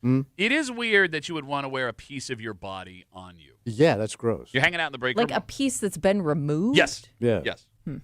Hanging out in the break room. CMF will tell you which rock legend and what part of his body he now wears as jewelry in a second. But it is Friday. Yeah, buddy. You gross ass bitch. Thank you. All the disgusting things Tommy said all week long. It's a creep cap. Happens now on CMF. Hey there. You feeling creepy? Come get some of this creep cap on the break room on WCMF. Well, it's the way I'm sitting right Bro, I saw one of your nuts. now. Your mom saw the other one last night. No, only one? That's weird. You're hiding. What is No, it like? she asked Is it like for the it. Phantom of the Opera? She said she couldn't handle it, too. Phantom of your... She was already full. All right. Dan, going back to... It was Fleet Week. Quit fucking my wine. Quit fucking my wine. Good Lord. Good God, get your feet out my wine. Wait, it projects a penis Projects a picture of a penis, Lee. out in the sky. Yeah, I guess. All right. I've Well, if seen you do that, you're going to get your mom's attention. Na na na na na na na. Penis mom. Thank God. She's looking for the diddler. With the Hey, red- I want you to stop some of that wine, baby. Yeah, let's see those feet, baby. Oh, yeah. To kill your Yo. sack disease. What if one molecule gets loose? One sack molecule? Yes, and you drink it. Have you ever seen anybody? That makes if you drink that makes us lovers. Over a bottle of wine? Over my dead sack. Bottle of red, bottle of white. I just sipped on Tommy's stack Tonight. From their chest up with a shirt on. Mama's getting batched in the parking lot. Ground control to Major Brown. This is Major Brown. My ass is out of control. I can't control my hole. Wait, George Eastman was there? Oh, hey, baby, I want you to smash some kegs over here. Give Uncle George a little stuff. Yeah, you get a little loose in a good moose, baby. Yeah, that's how George likes it. I like a good fishy pie.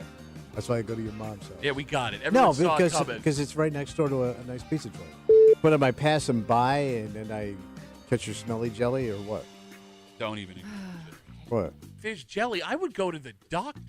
No, jelly, like, there's a natural lubrication, like Yeah. a little natural smelly jelly Yeah. that pops out that makes things more Go to the doctor. Go to the self-lubricated. doctor. It's so good to be a creep. There it is, Creep Cap on CMF. So Elton John is done performing Wait, Elton John? live. Yes, he's had a lot of health issues. He had. He's been broke down for years, so bro. he had. Was it bladder cancer, prostate cancer? Yeah, it was He was wearing something a where he diaper. was Yes. having a tough time Betty's a making little it to the wet. bathroom. He admitted he was wearing a diaper on stage. Yeah. It was part of the reason why he decided he was going to be done Yeah. with it. One of the issues he had before that, his knees went on him. Oh. Yeah. And he had to have reconstructive knee surgery. In doing that, they remove your kneecaps. Did you know that? I So don't he know. doesn't have kneecaps? I guess not, or he has Or false fake kneecaps. ones? Fake ones? That's wild. So in a recent documentary, Yeah.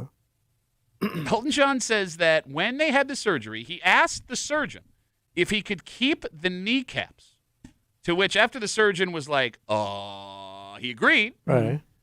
Elton John then took the kneecaps, dried them out, baked them. Wait, he did this himself? Now, I don't know if he did Or it had himself or gave it somebody to somebody. professionally Why, do they it. baked them? I bet you there are services that do this. God. So apparently when they're dried out, they're like pumice stone. They're porous. Okay. The kneecaps were then painted and polished. It turned them into art. You got essentially. it. Well, no, not art, jewelry. So one of his kneecaps, his right kneecap, was transformed into a sparkling gold-plated necklace featuring a diamond in the middle. Okay. The other one was smaller. They turned it into a brooch. So he now has a brooch and a diamond gold necklace made out of both of his kneecaps. I just want to say Strange. something to Elton John. Yeah. You know there's people starving, right? It doesn't seem You like. got way too much time, bro. Why is that a part of your body that you want to keep? I mean, I guess what you're trying, if you want to talk here, like why you would do this, it's a Yeah. middle finger to age. Like, I'm not going to let you Okay. take this from me. I'm still going to use it. Okay, all right. Which But, I he's not- guess- but he ain't middle-aged, man. He's in No, his- he's 87. Well, no, he's not. The 87-year-old. He is 87? Hold on. No, Stand- he's got to be 70. Nope, 94. How old is he? I thought it said 87. 78. 78. Okay, Yeah. I'm a little dyslexic. Yeah, that today. would make him like, Clint Eastwood's age. 78, 87. I mean, at this point, with all the I health know, issues I he's know. had, what's the difference? I am surprised he's still around. Well, No, I mean, like, to your point, like, he's had He had a rough life, man. Like, he partied. That dude drank a bottle of scotch a day for a while. Yeah, well, he was married to a woman. You got to do it to get through, man. Yeah, I hear you there. I don't know. So look, the take you have about spending all this money on your kneecap brooch and necklace, that is a valid take. But you don't see this as a guy who's getting older as a little bit romantic? Well, it's just kind of weird. Yeah, and if somebody asks you, like, where's that from or what is that, you have to explain it's my kneecap. Yeah. Well, no, it would sound more like what Tommy said. My knee. It's my knee. But, like, he's so flamboyant, extravagant. Yeah. Like, if I walked into his house, that's not the weirdest thing in his house. Yeah, probably not. It is weird that your take is it's weird when you're talking about a guy who wore a giant Donald Duck costume to do a live performance. Would have been cool had he turned his kneecap into a pair of sunglasses. Oh. He always has like a crazy pair of glasses. Those would be the rims. But he's not performing anymore. What's he going to use them for? Well, he's wearing how this often is stuff. he wearing this stuff? Well, I don't know. Maybe he still goes out. But he still wears glasses, dresses. so maybe he could get. Yeah, I would. That'd be kind of fun. I'm sure he still dresses like Ellen when he goes out. Okay. Yeah. I love how your guys' problem is not the fact that he made his kneecaps into something. I know. You're not brooch. happy with the kneecap Well, I'm merchandise. just thinking, like, there's cooler stuff you could make with them. 252 WCMF. Let's talk to Barber. Hey, Barber. How are you, buddy? Morning, guys. First off, I'd like to commend Tommy on looking like animal expert Jim Fowler from Johnny Carson show and Wild Kingdom there. Man, everybody tuned out. But didn't Billy Bob Thornton and Angelina Jolie have little vials of each other's blood? Yes. Yeah. That's kind of, I think that's creepier than having your kneecaps. It's strange. Yeah. I don't know though. The kneecap thing. I think the kneecap thing I just never thought you could do before. A lot of work went into it. Yeah. And the blood is easier to access. Yeah. Oh, yeah. It's just a vial. And Tommy, you're of the age. Did you ever have your appendix taken out? No. I know they used to be able to offer, if you wanted it, they used to put it like in a little vial and you got to take them home. I don't remember if tonsils were ever offered or not. They don't take tonsils out anymore, I guess. All right. Any other? You know you're on the phone, right? Which, once you do use half the ice cream and make your French toast, and you use the other half of the ice cream for your tonsils. They call that, Pat, a callback, buddy. Barber, great talking to you, buddy. Have a good week. He ain't monkeying around. There goes Barber. We come back. Wrap it up. Tell you what we're doing tomorrow. Wrap Next. you up. Or Monday. Shut up. I'm going to CMF. Just hit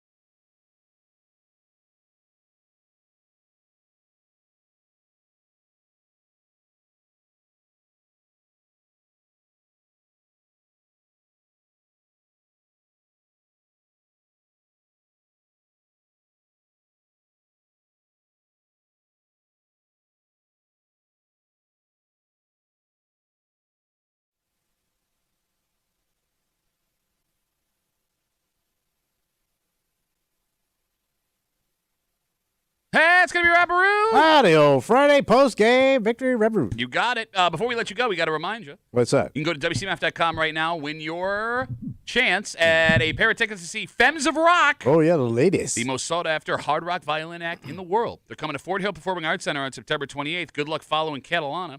Featuring the music of Queen, Zeppelin, Pink Floyd, Van Halen, Hendrix, Metallica, The Who, and more. 25 million views online. Get your tickets before they sell out. FortHillPAC.com. All courtesy of BPO Nation and 96.5 WCMF. All right, so a standard Monday, no postgame Monday. Look at We that. knocked that out here. Yeah. So we will be back here Monday morning with a whole bunch of fun stuff, probably. Yeah. Oh, sure. As long as the world still exists by the time we get back here on Monday. All right, for Kimmy, wearing her kick-ass, vintage, early 90s Bills crew neck sweatshirt. Hell yeah. For Tommy, What am I wearing? I don't even know, man. I thought you were going to make fun of my face. Kick-ass vintage face. Sorry, we dropped the ball. So I'm still... I'm ugly. I get it. I still can't get over Kimmy's monkeying around comment. It's been bothering me for an hour. I loved it, man. My name's Ben Tuffy. We'll see you Monday morning, 6 a.m. on 96.5 WCMF.